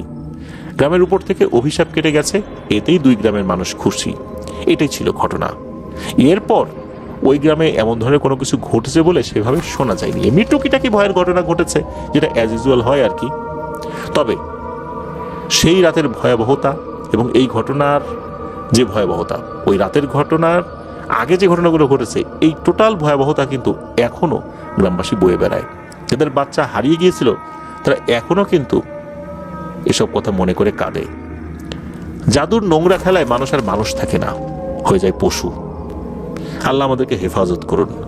প্রিয় লিসেনার্স, এখানে একটা বিষয় আমি বলতে চাই, সেটা হচ্ছে যে আমরা অনেক সময় এই ধরনের মজমা বা জাদু খেলা যেখানে হয় আর কি, এই হাটে বাজারে, বিভিন্ন মাজারের আশেপাশেও কিন্তু হয়। দেখা যায় যে এই জাদুকররা বেশ কিছু কথা বলেন যে সবাই আপনারা মুঠ বন্ধ করে রাখুন অথবা মুঠ খুলে রাখুন, এরকম বেশ কিছু ইনস্ট্রাকশন দেয়। মূলত ওখানে এক ধরনের তন্ত্র মন্ত্র প্রয়োগ করা হয়। সে যেই জায়গাতে দাঁড়িয়ে এই ধরনের কাজটা করে, এর চতুর্দিকে এক ধরনের মায়াজাল সৃষ্টি করা হয়। এগুলো কিন্তু শরীরের জন্য এবং আমাদের মানসিক স্বাস্থ্যের জন্য মারাত্মক ক্ষতি বয়ে আনে, আর রুহানি ক্ষতি তো হয়ই।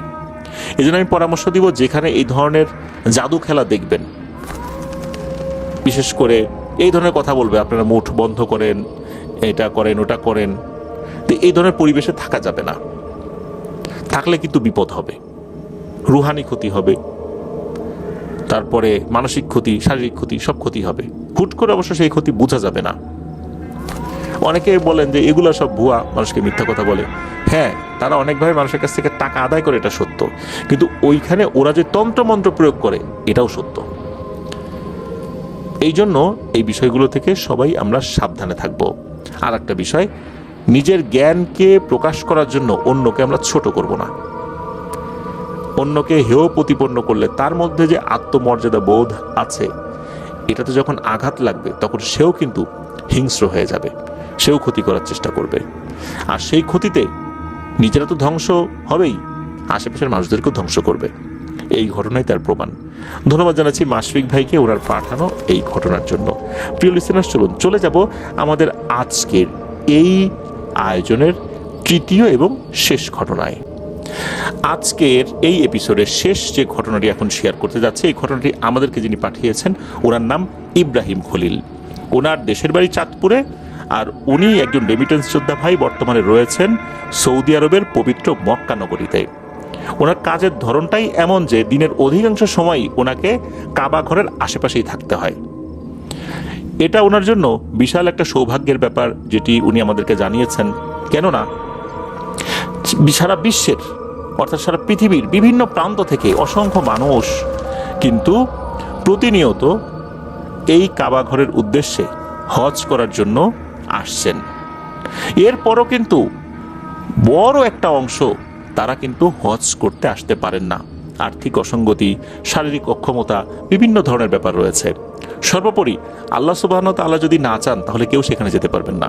অনেক সুস্থ স্বাভাবিক লোক, যাদের আর্থিক অবস্থা অনেক ভালো, ওরা বিভিন্ন জায়গায় ঘুরতে যাচ্ছেন। ছুটি পেলেই তারা বিভিন্ন দেশে সফর করতে যাচ্ছেন। পার্শ্ববর্তী বিভিন্ন দেশগুলো আছে, সেখানে তারা হলিডে কাটাতে যান, তারপর বিয়ের পর হানিমুন করতে যান। কিন্তু দীর্ঘ এই জীবনে কখনো মনে হয়নি আমরা একটু পবিত্র কাবা ঘর জিয়ারত করে আসি। তো অনেক টাকা কিন্তু অনেকে অনেকভাবে নষ্ট করে ফেলে। আল্লাহ যদি চান তবেই ওই জায়গাগুলোতে আমরা যেতে পারবো। এই জন্য প্রিয় লিসেনার্স, আমি একটা বিনীত অনুরোধ করব যে আমরা বিভিন্ন জায়গায় বেড়াতে যাই, বেড়াতে আমরা যেতে পারি, এটা একটা আনন্দময় ইবাদত। কারণ আল্লাহ তাআলা বলছেন, তোমরা জমিনে ভ্রমণ করো আর দেখো আমি আমার অবিশ্বাসীদের সাথে কি ব্যবহার করেছি। তো ঈমান বাড়ানোর জন্য, তারপরে মূল্যবোধের যে পরিবর্তন, অন্য দেশে সফর করলে তাদের আচার আচরণ, এই জিনিসগুলো দেখে কিন্তু আমাদের মূল্যবোধের অনেক পরিবর্তন ঘটে, ব্যক্তিত্বের পরিবর্তন ঘটে। এই কারণে ভ্রমণ করা যাবে নিঃসন্দেহে, কিন্তু আমরা চাইবো যে আমাদের ভ্রমণটা এমন হোক যে সমস্ত জায়গায় ভ্রমণ করার মাধ্যমে আমাদের ঈমানটা যেন বাড়ে। তাহলে আমরা ভ্রমণের সাথে সাথে পরকালের জন্য নিজেদেরকে প্রস্তুতিও নিতে সাহায্য করতে পারি। আল্লাহ আমাদেরকে কবুল করুন। ইব্রাহিম খলিল ভাই, উনি ওনার কাজের কারণেই মূলত ইন্দোনেশিয়ান এবং মালয়েশিয়ান এই দুই দেশের হাজিদের সাথে বেশি মিশতে পারেন। তাদের সাথে এভাবে মেশার কারণে তাদের যেই ভাষা, এই ভাষার কিছু কিছু বিষয় উনি বুঝতে পেরেছেন। উনি ভাঙা ভাঙা ভাষায় কথা বলতে পারেন, ইন্দোনেশিয়ান যে ভাষা, তারপর মালয় ভাষা, এগুলোতে ভাঙা ভাঙাভাবে কথা বলতে পারেন। পুরোপুরি এখনও আয়ত্ত আনতে পারেননি, সময় লাগবে। আমরা দোয়া করি সেটাও যেন উনি দ্রুতই ওভারকাম করতে পারেন। তো এর আগে উনি কিন্তু এই দেশের হাজিগুলোর কাছ থেকে বেশ কিছু ঘটনা আমাদেরকে পাঠিয়েছিলেন। তো চলুন আজকের ঘটনা শুরু করি। তো এই যে ঘটনাটি, এটিও ঘটেছিল ইন্দোনেশিয়ান একজন ব্যক্তির সাথে। তখন তার বয়স 7 কি 8 বছর। খুব অল্প বয়সেই মা বাবা হারিয়েছেন উনি। মা বাবা হারিয়েছেন এক অর্থে যে মা মৃত্যুবরণ করেছেন, কিন্তু বাবা জীবিত থেকেও মৃত। ওনারা এক ভাই এক বোন। জীবিত অবস্থাতেই, অর্থাৎ ওনার মা জীবিত অবস্থাতেই ওনার বাবা দ্বিতীয় বিবাহ করেন। সেখানে শুরু হয় বিভিন্ন ধরনের অশান্তি। ওনার বাবা মদের ব্যবসা করতেন। পাহাড়ি এলাকার একটা জায়গায় ওনাদের বাড়িঘর ছিল আর কি। মদ বলতে যে দেশি মদ আমাদের বাংলাদেশে যেভাবে তৈরি করে আর কি, তো ওই এলাকাগুলোতে ওনারাও নির্দিষ্ট একটা পদ্ধতিতে, ওনাদের লোকাল যে পদ্ধতি আর কি, সেই পদ্ধতিতে দেশি মদ বানিয়ে বিক্রি করতেন। তো ওই সময়ে এই ভাইয়ের বয়স ছিল 7 কি 8 বছর, আর ওনার বোনের বয়স ছিল 4 কি 5 বছর এরকম আর কি। তো যখন ওনার বাবা দ্বিতীয় বিয়ে করেছেন তখন তো পরিবারে অশান্তি শুরু হয়ে গেছে। মানসিক বিভিন্ন চাপ নিতে না পেরে ওনার মা স্ট্রোক করে মারা যান। যখন ওনার মা স্ট্রোক করে মারা যান তখন তো সৎ মায়ের ঘরে এই 2 সন্তান নিদারুণ অবহেলিতভাবে জীবনযাপন করতে থাকেন। কি করা যায়, সৎ মা খাবার দেয় না, বাবা এরকম নেশাপানি নিজেও করে, সেগুলো বিক্রিও করে, সন্তানদের দিকে কোনো খেয়াল নাই। তখন ওই এলাকার একজন গণ্যমান্য ব্যক্তি, উনি এই দৃশ্য দেখে এই 2 সন্তানকে নিয়ে ওই বাড়ি থেকে বেশ কিছুটা দূরে একটা মাদ্রাসায় ভর্তি করিয়ে দেন, এবং উনি বলেন যে এই 2 সন্তানের দায়িত্ব সম্পূর্ণ আমার, ওদের যত খরচ লাগে আমি দেব। একটা মহিলা মাদ্রাসায় মেয়েটাকে ভর্তি করিয়ে দেন, আর ওই ছেলেটাকে একটা ছেলেদের মাদ্রাসায় ভর্তি করিয়ে দেন। তারা লেখাপড়া করছিল ভালোভাবেই। এভাবেই কেটে যায় প্রায় 4-5 মাস। এক সময় হয় কি, এই যেই বয়স্ক ভদ্রলোক উনি আর মাদ্রাসায় আসছেন না। তো ওই মাদ্রাসার অবস্থাও খুব বেশি ভালো ছিল না। যতটুকু সাহায্য সহযোগিতা পাওয়া যেত মানুষের কাছ থেকে, আর ওই মাদ্রাসার বাচ্চারা তারা যতটুকু টাকা পয়সা দিতে পারতো এটা দিয়ে চলতো। হঠাৎ করে মাদ্রাসায় সাহায্য সহযোগিতা আসাটাও কমে যায়। এরপর ওই যেই বয়স্ক ভদ্রলোক যিনি এসে এই 2 বাচ্চাকে ভর্তি করিয়ে দিয়ে গিয়েছিলেন, উনিও আসছেন না মাস 3 হলো, এরকম কাছাকাছি একটা সময়। এখন মাদ্রাসার তরফ থেকে যোগাযোগ করার চেষ্টা করা হয়। ওনারা তখন জানতে পারেন এক হৃদয় বিদারক ঘটনা। সেটা হচ্ছে এই যে বয়স্ক ভদ্রলোক উনি এক ঝড় বৃষ্টির রাতে বাড়িতে ফেরার সময় বজ্রপাতে আল্লাহর ডাকে সাড়া দিয়ে চলে গেছেন। মাদ্রাসা কর্তৃপক্ষ খুব মর্মাহত হন যে এমন একটা ভালো মানুষ এরকম এতিম 2 বাচ্চার দায়িত্ব নিল, আল্লাহ তাআলা ওনাকে নিয়ে গেছেন। শহীদি মর্যাদা যেন ওনারা আল্লাহ তাআলার কাছে যেন উনি পান, এই জন্য ওনারা দোয়া করেন। কেননা এই ধরনের মৃত্যুগুলোতে আল্লাহ তাআলা শহীদি মর্যাদা দান করবেন, এই সংক্রান্ত বর্ণনা রয়েছে। এখন কথা হচ্ছে যে এই 2 বাচ্চার এখন কি হবে? তখন মাদ্রাসা কর্তৃপক্ষ এই 2 বাচ্চার বাবার সাথে যোগাযোগ করেন। বাবা সাফ জানিয়ে দেয়, কিসের ছেলে মেয়ে, আমার তো কোনো ছেলে মেয়েই নেই। সে সম্পূর্ণরূপে অস্বীকার করে। কি আর করা, এই 2 বাচ্চা তার বাবা বেঁচে থাকতেও চূড়ান্তভাবে এতিম হয়ে পড়ে। এখন কি করা যায়? মাদ্রাসা বন্ধ হওয়ার উপক্রম হয়েছে, মাদ্রাসার হুজুরদের বেতন দিতে পারছেন না ওনারা, বাচ্চাদেরকে কিভাবে খাওয়াবেন। একটা পর্যায়ে মাদ্রাসার ছুটি দিয়ে দেওয়া হয়, যদি আর্থিক অবস্থা আবার ভালো হয় আবার সবাইকে ডাকা হবে এমন চিন্তা করে। তখন এই 2 বাচ্চা কোথায় যাবে? তারা তো এই বাড়িতে ফিরতে পারছে না। ওই সময় একটা ঘটনা হয়, সেটা হচ্ছে যে এই যে বাচ্চা মেয়েটা, এই বাচ্চা মেয়েটাকে পাঠিয়ে দেওয়া হয় তার নানার বাড়িতে। তার নানা বাড়ি থেকে এই মেয়েটার সব দায়িত্ব নেওয়া হয়। এখন এই ছেলেটা কোথায় যাবে? ওই সময় তার বাবা কি করেছেন, এই ছেলেটাকে তার কাছে নিয়ে আসছেন, আর নানাদেরকে বলছেন যে ছেলেটাকে আমি নিয়ে যাচ্ছি, কোনো সমস্যা নেই, সব দায়িত্ব আমার তো আর্থিক অবস্থা ভালো না, মেয়েটাকে আপনারা রাখেন, ছেলেটাকে আমার কাছে দিয়ে দেন। তো সবাই চিন্তা করলো মনে হয় লোকটার মাথায় একটু ভালো বুদ্ধি আসছে, আল্লাহ একটু হেদায়েত করছে। ছেলেটাকে নিয়ে আসার পেছনে তার একটা অসৎ উদ্দেশ্য ছিল।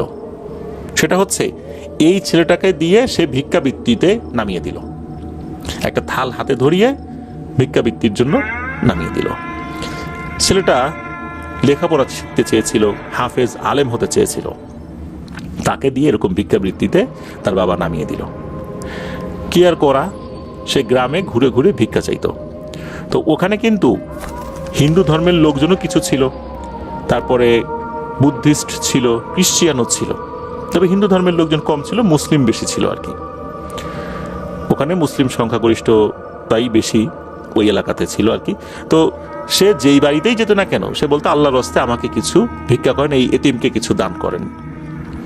তখন মানুষজন যেটা দিত সেটা নিয়ে সারাদিন ঘুরে ঘুরে আবার সন্ধ্যার দিকে বাড়িতে ফেরত আসতো।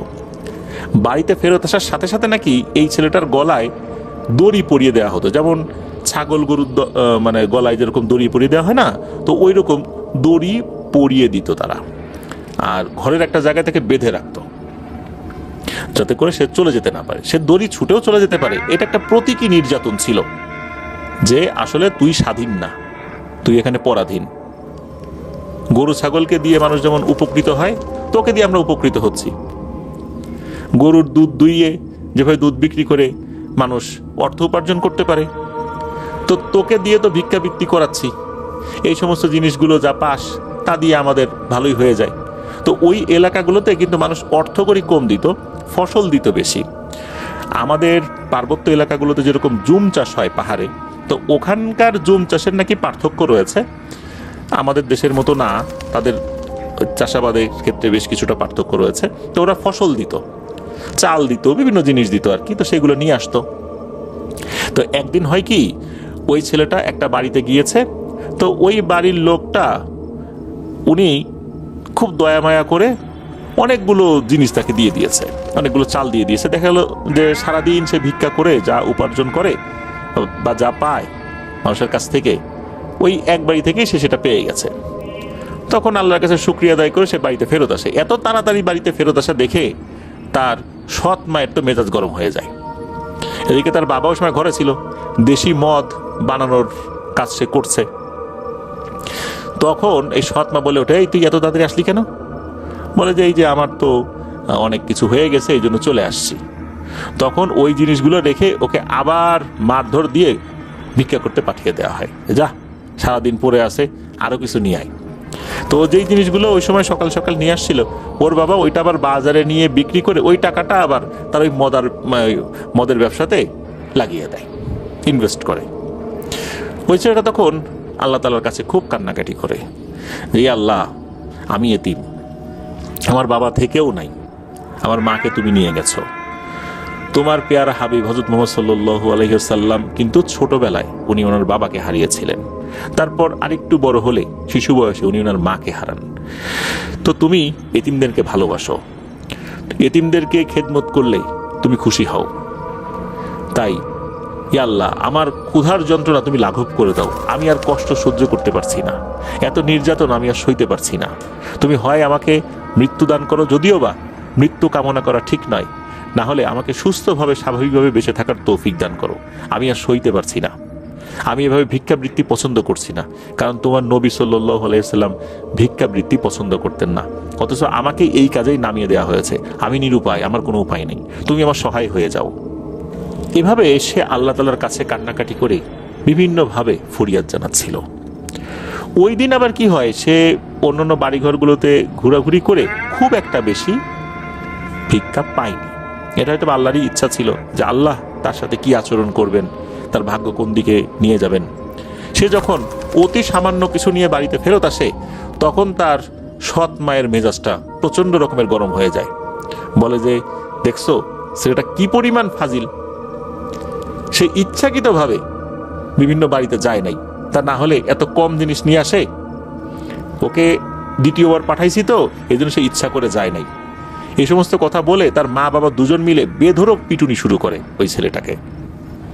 মারতে মারতে ওর অবস্থা খারাপ করে ফেলে, একদম নাক দিয়ে মুখ দিয়ে রক্ত বের হয়ে যায়। এতটুকু একটা ছেলে, 7-8 বছর বয়স, একে যদি এভাবে পেটানো হয়, ওর আর শরীরে কি থাকে। এর মধ্যে কি হয়, হঠাৎ করে ঝড় বৃষ্টি শুরু হয়ে যায়, সন্ধ্যা লেগে গেছে। তখন এর মা বাবা ওকে বাইরে রেখেই ঘরের মধ্যে ঢুকে ঘরের দরজা লাগিয়ে দেয়। বাইরে ঝড় বৃষ্টি হচ্ছে, ও একটা গাছের নিচে দাঁড়িয়ে আছে। একটা পর্যায়ে গাছের নিচেই বসে পড়ে। ঝড় বৃষ্টিতে সে ওভাবেই ওখানে বসে আছে, ভিজে একদম কাচুমাচু হয়ে গেছে।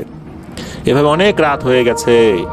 একটা সময় ঝড় বৃষ্টিও থেমে গেছে, তার শরীর যে ভেজা অবস্থাতে ছিল এটা একটা সময় শুকিয়ে যায়।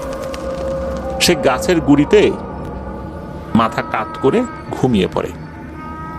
হঠাৎ করে বাচ্চাদের কোলাহলের শব্দে তার ঘুম ভেঙে যায়। দেখে 4-5 জন বাচ্চা, তার বয়সী, ছেলে মেয়ে উভয়ই আছে একসাথে। এরা কোথাও যাচ্ছে, সুন্দর সুন্দর ড্রেস পরা। এদেরকে দেখে ওই বাচ্চাটা বলে যে তোমরা কোথায় যাচ্ছ? তখন ওই আগন্তুক বাচ্চারা বলে, সামনে একটা মেলা হচ্ছে, আমরা মেলায় যাচ্ছি। তখন এই ছেলেটা বলছে যে আমার না মেলায় যাওয়ার খুব ইচ্ছা, আমাকে কি তোমাদের সাথে নিয়ে যাবে? আমি কথা দিচ্ছি তোমাদের যে কাজগুলো আছে আমি সেগুলো করে দিব, বিনিময়ে আমাকে একটু খাবার দেবে। তখন ওই বাচ্চাগুলো একে অপরের দিকে তাকায়, তারা মনে হচ্ছে ইশারায় কিছু একটা বলল। তারপর ওই বাচ্চারা বলল, আচ্ছা ঠিক আছে, তুমি চলো আমাদের সাথে। তখন তাদের সাথে এই ছেলেটা হাঁটতে হাঁটতে চলে যায়। তো একটা জায়গায় চলে আসে, এসে দেখে সেখানে অনেক আলোকোজ্জ্বল অবস্থা, মেলা হচ্ছে। অথচ এখানে পূর্বে যে মেলা হয় বা রাতের বেলা এরকম আলোকোজ্জ্বল অবস্থা থাকে, এটা কিন্তু আগে কখনো সে দেখেনি, যেহেতু সে ওই গ্রাম ভরেই হেঁটে বেড়ায়, ভিক্ষা করে। তো ওখানে এই অবস্থা দেখে সে অবাকও হয়, খুশিও হয়। তো ওই বাচ্চারা বিভিন্ন জায়গায় হেঁটে যাচ্ছিল, সেও তার পিছু পিছু যাচ্ছে। ওখানে বিভিন্ন ধরনের খাবারের দোকান ছিল, রসমালাই থেকে শুরু করে নিয়ে বিভিন্ন ধরনের মিষ্টি মন্ডা। সেখানে মিষ্টি আইটেমটাই বেশি, ভাজা পোড়া নাই, আগুনের ব্যবহার সেখানে নাই, ম্যাক্সিমাম সব সুন্দর সুন্দর মিষ্টান্ন দ্রব্য। তো এই বাচ্চারা একটা জায়গা থেকে নাকি রসমালাই জাতীয় কিছু কেনার পর তাকেও দেয়। তো সেও খায়। ও তো সারাদিন কিছু খায়নি, খুব ক্ষুধার্ত। তারপর আবার বেধড়ক পিটানি দেওয়া হয়েছে তাকে। খাবার খাওয়ার পর ওই বাচ্চাদেরকে বলে যে আমাকে আর কি কাজ করতে হবে বলো, আমাকে কোনো কাজ দাও, আমি তো কাজ না করি তোমাদের কাছ থেকে খাবার খেলাম। তখন তারা বলে যে তোমাকে কোনো কাজ করতে হবে না, তুমি খাও। তখন সেটা বলছে যে আমি আসলে সারাদিন এতটাই ক্ষুধার্ত ছিলাম, আমার এতটুকু খাবারে সত্যিকার অর্থে কিছুই হয়নি, যা পেয়েছি আলহামদুলিল্লাহ, তোমরা কি আল্লাহর হস্তে আমাকে আরেকটু খাবার দেবে? তো এই কথা বলার সাথে যখন বলেছে, সাথে সাথে পেছনে একজন মুরব্বী গোছের লোক এসে ওই বাচ্চাকে বলছে যে বাবা, তুমি সারাদিন কিছু খাওনি, আচ্ছা ঠিক আছে, তুমি এখানে কি খেতে চাও আমাকে বলো, যেটা তোমার ভালো লাগে সেটা আমি ইনশাল্লাহ তোমাকে খাওয়াবো। তখন ওই বাচ্চাটা বলছে যে আমি তো এদের সাথে এসেছি ওদের অনুমতি ছাড়া, আপনার কাছ থেকে কিভাবে খাই, ওরাই তো আমাকে নিয়ে এসেছে। তখন ওই বাচ্চাটা বলে যে এই দাদুর কাছ থেকে তুমি খেতে পারো, ইনি আমাদের দাদু হন, তুমি ওনার কথা শোনো, কোনো সমস্যা নেই, আমরা অন্যদিকে চলে যাচ্ছি।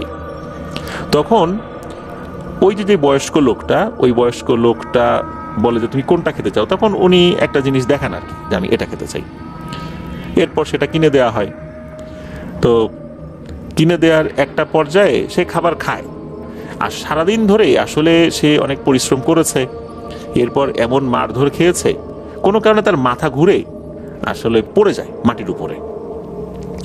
ওই সময় ওই মুরব্বী লোকটা তাকে ধরে টেনে তোলে, বলে চলো তুমি আমার সাথে চলো, অন্য কোনো ওখানে যাবা, ওখানে আরো ভালো খাবার আছে, সেখান থেকে খাবার খাওয়াই। তখন ওই বাচ্চাটা বলছে যে আমার শরীরে আসলে শক্তি নাই, আমার শরীরটা খুব দুর্বল, আমি সামনের দিকে হেঁটে যাওয়ার মতো শরীরে এখনো শক্তি পাচ্ছি না। ওই সময় হয় কি, হঠাৎ করে হই হই রই রই একটা শব্দ শুরু হয়ে যায়, যে আসছে আসছে, আমাদের সর্দার আসছে। তখন সবার মধ্যে একটা উত্তেজনা বিরাজ করে, সবাই অ্যালার্ট হয়ে যায়, মনে হচ্ছে সেখানে গুরুত্বপূর্ণ একজন ব্যক্তি আসছেন, এই জন্য সবার মধ্যে এরকম একটা উন্মাদনা কাজ করছে। ওই সময় ছেলেটা দেখে যে আকাশ থেকে পঙ্খিরাজ ঘোড়া, একটা না বেশ কয়েকটা, এই ঘোড়ার সাথে একটা গাড়ি লাগানো আছে, ওই গাড়িতে একজন মধ্যবয়স্ক লোক বসে আছেন, তার চেহারা সুরত অনেক সুন্দর, আর ওই গাড়িতেই কয়েকজন দেহরক্ষী আছেন। তো ওই জিনিসটা আস্তে আস্তে মাটিতে নামছে, আর আশেপাশে থাকা লোকজন বলছে যে এই আপনারা সরেন সরেন, আমাদের সর্দার এখানে নামবে। তো সবাই সরে যাচ্ছে সম্মানের সাথেই। এদিকে এই ছেলেটা ওই মুরব্বীর সাথে দাঁড়ানো, তো ওই মুরব্বী বলছে বাবা আসো আমরা সরে যাই। তখন ছেলেটা বলছে যে আমার শরীরে কেন জানি আমি শক্তি পাচ্ছি না। ওই সময়ে উপর থেকে ওই গাড়িতে থাকা যে সর্দার, উনি বিষয়টা দেখেছেন, দেখে ওই মুরব্বীকে কিছু একটা ইশারা দিলেন, মানে হাত উঁচা করে ইশারা দিলেন, থাক তুমি ওকে সরিও না, এরকম কিছু একটা। তখন মুরব্বী নিজেই ওখান থেকে সরে গেলেন, ছেলেটা তখন একা ওখানে দাঁড়িয়ে আছে। গাড়ি থেকে ওই সর্দার নামলেন, নামার পর ওই ছেলেটাকে উনি কোলে নিলেন, কোলে নেওয়ার পর তার কপালে একটা চুমু খেলেন। চুমু খাওয়ার পর বলছে যে বাবা আমি বুঝতে পেরেছি তোমার অনেক সমস্যা, আর তুমি যেহেতু এখানে চলে এসেছো, নিশ্চয়ই আমাদের কোনো লোকই তোমাকে নিয়ে এসেছে, আর বুঝে শুনেই নিয়ে এসেছে। আর যেহেতু যেই বয়স্ক লোককে তোমার সাথে দেখলাম, উনিও আমাদের গোত্রের খুব সম্মানিত একজন ব্যক্তি, যেহেতু উনি তোমার সাথে ছিলেন, নিঃসন্দেহে তুমি ভালো মানুষ, আর কোন একটা বিপদে তুমি পড়েছো এটা মনে হচ্ছে। বাবা বলো তো, আমি আল্লাহর ইচ্ছায় তোমার জন্য কিছু করতে পারি? তখন ছেলেটা বলে, আসলে আমি খুব ক্ষুধার্ত, আমি বিভিন্ন অসুবিধার মধ্যে থাকি, লেখাপড়াও আর করতে পারিনি বিভিন্ন সমস্যার কারণে। খুব ইচ্ছা ছিল হাফেজ হব, আলেম হব, কিন্তু সেটা আর হয়নি। তো এই কথা শোনার পর ওই সর্দার উনি ওনার হাত থেকে একটা আংটি খুলে, স্বর্ণের একটা আংটি, চকচক করছিল, আংটিটা কিন্তু বড় ছিল, কিন্তু যখনই ওই বাচ্চা ছেলের একটা আঙ্গুলে উনি পরিয়ে দেন, মনে হলো আংটিটা ছোট হয়ে ওই আঙ্গুলের সাথে খুব শক্তভাবে আটকে গেল। আর তখন ওই সর্দার বললেন যে, বাবা তুমি যখন ক্ষুধার্ত থাকবা তখন তুমি আল্লাহর কাছে বলবা, হে আল্লাহ, আপনি আমাকে নিয়ামত দান করুন, আপনি আমাকে আমার অভাব পূরণ করে দিন, আর আমাকে খাবার দিন। এই বলে এই আংটির উপর তুমি 3টা চুম্বন করবা, অর্থাৎ চুমু দিবা, ইনশাল্লাহ দেখবা খাবার চলে এসেছে। আর এই আংটি আমি তোমাকে আমার হাত থেকে খুলে তোমার আঙ্গুলে পরিয়ে দিয়েছি, এই আংটি কেউ সহজে খুলতে পারবে না, পারবে ভিন্ন পদ্ধতিতে, কিন্তু এই আংটি তোমার কাছ থেকে একা একা খুলে হারিয়েও যাবে না, কেউ সহজে নিতেও পারবে না। তো এতটুকু বলেন, এতটুকু বলে তাকে আরো কিছু খাবার খাওয়ানোর নির্দেশ দেন ওই মুরব্বীকে, যে তুমি আরো কিছু খাবার খাইয়ে দাও একে, এরপর একে তার বাড়িতে পৌঁছে দেওয়ার ব্যবস্থা করো। তো তাই হয়, আরো কিছু খাবার খায়, এরপর ওই ছেলেটাকে তার বাড়ি পর্যন্ত পৌঁছে দেওয়া হয়।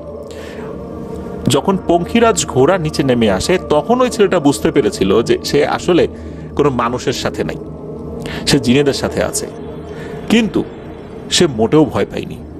আসলে তার মধ্যে এত কষ্ট লুকায়িত ছিল, ভয়ের যে কষ্ট সে সেটা অনুভবই করছিল না। আর তাছাড়া আশেপাশের যারা ছিলেন তাদের সবার আচার আচরণ ব্যবহার দেখে তার মোটেও ভয় লাগছিল না। বাড়িতে সে চলে আসে, আসার পর ওই যে গাছের নিচে তাকে রেখে যাওয়া হয়। সকাল হলেই দেখা গেল যে সে একটু ঘুমন্ত অবস্থায় আছে, তার যেই বাবা আর সৎমা বাইরে বের হয়ে দেখে তার আঙ্গুলে চকচক করছে একটা আংটি। এটা দেখার সাথে সাথে লোভে তাদের চোখ চিকচিক করে ওঠে। তাকে তার সৎ বাবা তো না, আপন বাবাই সৎ বাবার থেকেও আসলে খারাপ হয়ে গেছে আর কি। তো সৎ বাবা বলে ওঠে, এই তুই কি করলি, তুই চুরি করলি, তুই এই জিনিসটা কিভাবে চুরি করলি বল, কোত্থেকে পাইলি? সে তো বলতেছে যে না, আসলে আমি এটা চুরি করি নাই। তাহলে কোত্থেকে পেলি? বলে না, বলা নিষেধ, সে বলে না। এদিকে তার যে সৎমা সে বলছে যে, ও চুরি চামারি তো ভালোই শিখে গেছিস, আরো কিছু আছে নাকি বের কর। বলে না, আর কিছু নাই। তখন তাকে চেক করা হয়, আর কিছু পাওয়া যায় না। এরপর তাকে আবার বেধড়ক পিটুনি, যে কোন বাড়িতে তুই গেছিলি চুরি করছিস, ওই বাড়ি থেকে আরো কিছু চুরি করে নিয়ে আয়। সে তো কিছুতেই যাবে না, বলে না, আমি চুরি করি নাই, এটা আমি পাইছি। কোত্থেকে পাইলি? ওখানে আবার গিয়ে খোঁজ, আরো কিছু পাইতে পারিস, নিশ্চয়ই কিছু লুকায় রাখছিস। তো এই সমস্ত অজুহাতে তাকে বেদম পিটুনি শুরু হয়েছে আবারও।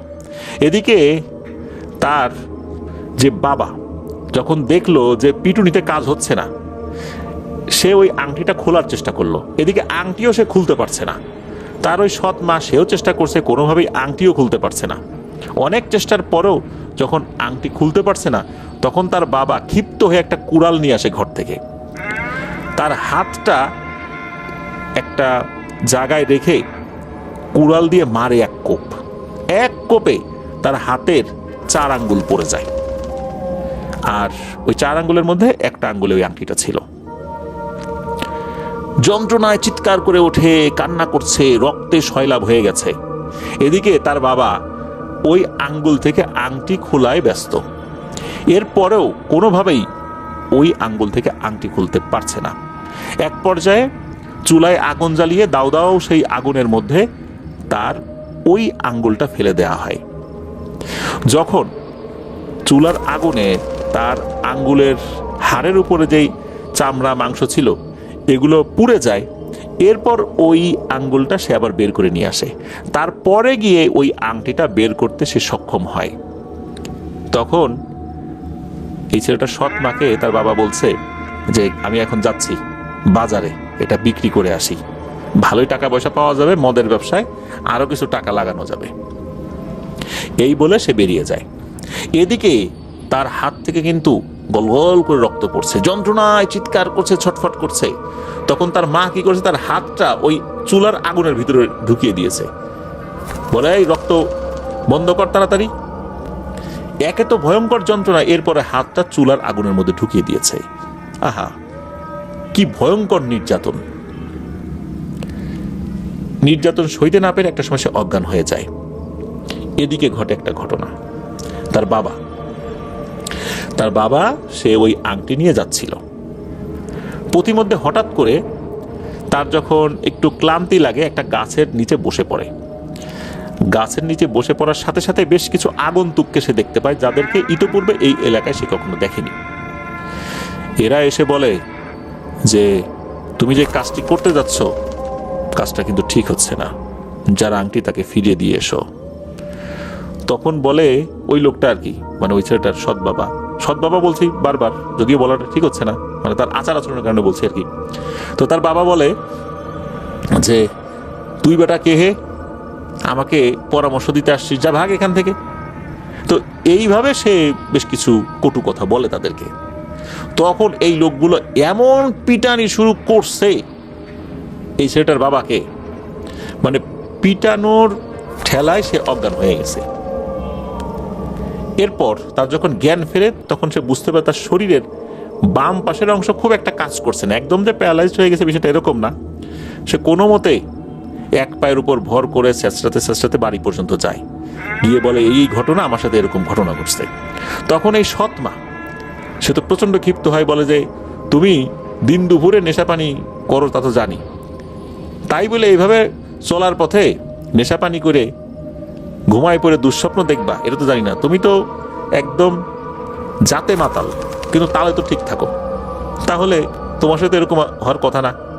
যত সব ভণ্ডামি মার্কা কথাবার্তা, পারবা না সেটা বললেই তো হয়, দাও আমার কাছে দাও, আমার পরিচিত স্বর্ণকার আছে, তাদের কাছে আমি এটা বিক্রি করব। এই বলে সে আংটিটা হাতে নিয়েছে। ওইদিকে কিন্তু ওই ছেলেটা কিন্তু অজ্ঞান হয়ে পড়ে আছে। এদিকে এই ছেলেটার বাবা ঘরের ভিতর ঢুকেছে, যেহেতু ব্যাপক একটা মারধর খেয়েছে, ঘরের ভিতর ঢুকে বিছানার উপর কেবল শুয়েছে। হঠাৎ করে বাইরে থেকে ওরে বাবারে মারে মেরে ফেললো রে, এরকম চিৎকার। ওই সময় ওই মহিলা এমন চিৎকার চেঁচামেচি শুরু করছে যে আসলে এই লোকের যে অবস্থা, সে তো বুঝতে পারছে ঘটনা কি হয়েছে, ওই আংটির কারণে এটা হয়েছে। এই আংটিটা মোটেও স্বাভাবিক কিছু না। সে এটা নিয়ে তো অন্তত বাড়ি পর্যন্ত ফেরত আসতে পারছে। সে যে মারধর খেয়েছে, এই মারধর যারা দিয়েছে এরাও স্বাভাবিক কিছু না। যাক, আংটিটা তো কাছে ছিল, ওরা কিন্তু আংটিটা নিয়ে যায় নাই। এখন তার বউর হাতে গেছে, এ তো এখন মারধর খাচ্ছে। সে জানে যে এখন যদি সে খালি বাইরে বের হয়, তার আর নিস্তার নাই। একটা সময় চিৎকার চেঁচামেচি থেমে যায়। তখন এই লোকটা বাইরে বের হয়ে দেখে এক ভয়ঙ্কর দৃশ্য। এই মহিলার ঘাড় 180 ডিগ্রি উল্টো দিকে ঘোরানো, আর হাত পা এমন ভাবে ভেঙে চুরে একাকার করে দিয়েছে, মনে হচ্ছে 100 তলা বিল্ডিং এর উপর থেকে পড়েছে, এমন একটা অবস্থা। যখন এই দৃশ্য দেখেছে, তখন তো সে মারাত্মক ভয় পায়। ছেলেকে ওই অবস্থায় দেখে দ্রুত চলে যায় সে কাছাকাছি থাকা একটা মসজিদের ইমাম সাহেবের কাছে, গিয়ে সব কথা খুলে বলে। ইমাম সাহেব বলে, হা, তুমি এ কি কাজ করছো? তুমি তো জঘন্য একটা কাজ করছো, কাজটা তো ভালো হয়নি। তখন বলে যে এই অপরাধের আমি প্রায়শ্চিত্ত করব কিভাবে? তখন বলে যে দ্রুত বাড়িতে ফেরত যাও, তোমার স্ত্রীর দাফন কাফনের ব্যবস্থা করো, আর ছেলেটার কাছে ক্ষমা চাও, ছেলেটার সুচিকিৎসার ব্যবস্থা করো। বাড়িতে গিয়ে তার স্ত্রীর লাশকে সে ঠিকই দেখতে পেলেও ছেলেটাকে আর দেখতে পায় না। সেটা কোথায় যেন হারিয়ে গেছে। অনেক খুঁজেছে, পায়নি। এই ছেলের যখন জ্ঞান ফেরে, সে তখন দেখে অদ্ভুত এক শহর এসে এসেছে। অনেক বড় বড় অট্টালিকা রয়েছে। সে একটা জায়গায় শুয়ে আছে। এরপর একজন লোককে সে দেখতে পায়। লোকটাকে দেখে সে চিনতে পারে এটা সেই লোক যিনি তাকে এই আংটিটা দিয়েছিল। তখন ওই লোকটা বলে, তোমার সাথে যা হয়েছে খুবই অন্যায় হয়েছে, আমি সব জানি। তোমার এখন চিকিৎসা দরকার, চিকিৎসা হবে ইনশাল্লাহ। এরপর তুমি এখানেই থাকবে, তোমার লেখাপড়া সব এখানেই চলবে। আর এরপর তুমি যেটা করতে চাও সেটা করতে পারবা। এভাবেই জিনেদের শহরে সে বড় হতে থাকে। জিনেদের যে শিক্ষক আছেন তাদের কাছে সে লেখাপড়া শিখতে থাকে, কোরআন হাদিস সম্পর্কে সে এলেম অর্জন করতে থাকে। এইভাবে কেটে যায় অনেকগুলো বছর। এর মধ্যে অনেক ঘটনা, সে যেহেতু পরিস্থানে ছিল, অনেক এত বছরের মধ্যে তো অনেক ঘটনাই ঘটছে, এইগুলো আর জানা যায়নি। আর তার হাতের 4টা আঙ্গুল ছিল না, যেহেতু কেটে ফেলা হয়েছিল। এরপর হয় কি, সে যখন বয়স প্রায় 30-এর কাছাকাছি হয়ে গেছে, তখন সে ওই জিনেদের সর্দারের কাছে বলে যে আপনাদের কাছে আমি কৃতজ্ঞ, কিন্তু এখন সময় এসেছে মানুষদেরকে কিছু শিক্ষা দেয়ার। আমি যে এলেম অর্জন করেছি এটা মানুষদেরকে তো শিক্ষা দিতে হবে, কারণ হাদিসে এসেছে যে তোমাদের মধ্যে সর্বোত্তম ওই ব্যক্তি যে কোরআন মজিদ শিক্ষা করে এবং অপরকে শিক্ষা দেয়। সুতরাং আমি অন্যদেরকে এই দিনে এলেম শিক্ষা দিতে চাই, আমি আমার জগতে ফেরত যেতে চাই। তখন তাকে অনুমতি দেওয়া হয়। এদিকে হয় কি, এই যে ছেলেটার বাবা, এই বাবা কিন্তু ভালো হয়ে গিয়েছিল এই ঘটনার পরে। সে ওই মদের ব্যবসা আর করতো না, সে তার কৃতকর্মের জন্য প্রায়শ্চিত্ত করার জন্য সে দিনদার হয়ে গিয়েছিল। এরপর হঠাৎ করে তার কাছে কেউ একজন খবর পাঠায়, কোনো একটা মাদ্রাসার হুজুর তাকে ডেকেছেন। উনি তখন সেখানে যান। যাওয়ার পর ওই মাদ্রাসার হুজুর বলেন যে আপনার ছেলেকে পাওয়া গেছে, আপনি এই কয়েকদিন পরে আসবেন, আসার পর আপনার ছেলেকে দেখতে পাবেন, সে এইখানে চাকরি নেবে, আমরা খবর পেয়েছি। আর আপনার ছেলে মূলত জিনেদের জগতে ছিল, তাই তাকে নিয়ে গিয়েছিল, তাই তাকে লেখাপড়া শিখিয়েছে, এবং আমাদের কাছে ফরমান এসেছে যে তাকে এখানে চাকরি দিতে হবে। সুতরাং আমরা তার জন্য সবকিছু প্রস্তুত করে রেখেছি। আর আপনার যে মেয়ে তার নানু বাড়িতে আছে, তার একটা বিয়ের সম্বন্ধ আসবে, আপনার চোখ বন্ধ করে ওই ছেলের কাছে আপনার মেয়েকে সমর্পণ করবেন, সেটা দিনদার, সে ভালো। তো এই কথা তাকে বলে দেওয়া হয়। এরপর এই ব্যক্তি তার শ্বশুরবাড়িতে যান, তার মেয়ের বিয়ের বিষয়ে এরকম জেনেছেন এটা জানান, এবং ওই বাড়ি থেকে বলা হয় হ্যাঁ একটা ছেলের সাথে বিয়ের কথা হচ্ছে, এখনো পাকাপাকি হয়নি। তখন মেয়ের বাবা বলেন যে আপনারা পাকাপাকি করে ফেলেন, ইনশাল্লাহ এটা ভালোই হবে। এর কয়েকদিন পর উনি আবার ওই মাদ্রাসায় গিয়েছেন। এরপর নিজের ছেলেকে দেখে আসলে ওভাবে চিনতে পারছেন না এই অর্থে, এখন তো তার দাড়ি হয়ে গেছে, সুদর্শন হয়ে গেছে, উঁচু লম্বা হয়ে গেছে, তারপরও চেহারার মিল তো থাকেই। ছেলে তাকে দেখার পর সেই পুরনো স্মৃতিগুলো মনে পড়ে যায়, কি নিদারুণ কষ্ট। এরপর তার বাবা তার কাছে ক্ষমা চায়। ছেলেটা খুবই উদারমনা, বাবাকে ক্ষমা করে দেয়। ছেলেটা পরবর্তীতে বিয়ে শাদী করেছে, এরপর ওমরাতে এসেছিল। আর ছেলেটা কিন্তু এখনো ভালো আছে। তার যতটুকু বলেছেন ইব্রাহিম খলিল ভাই, 1জন বা 2জন বেবি আছে।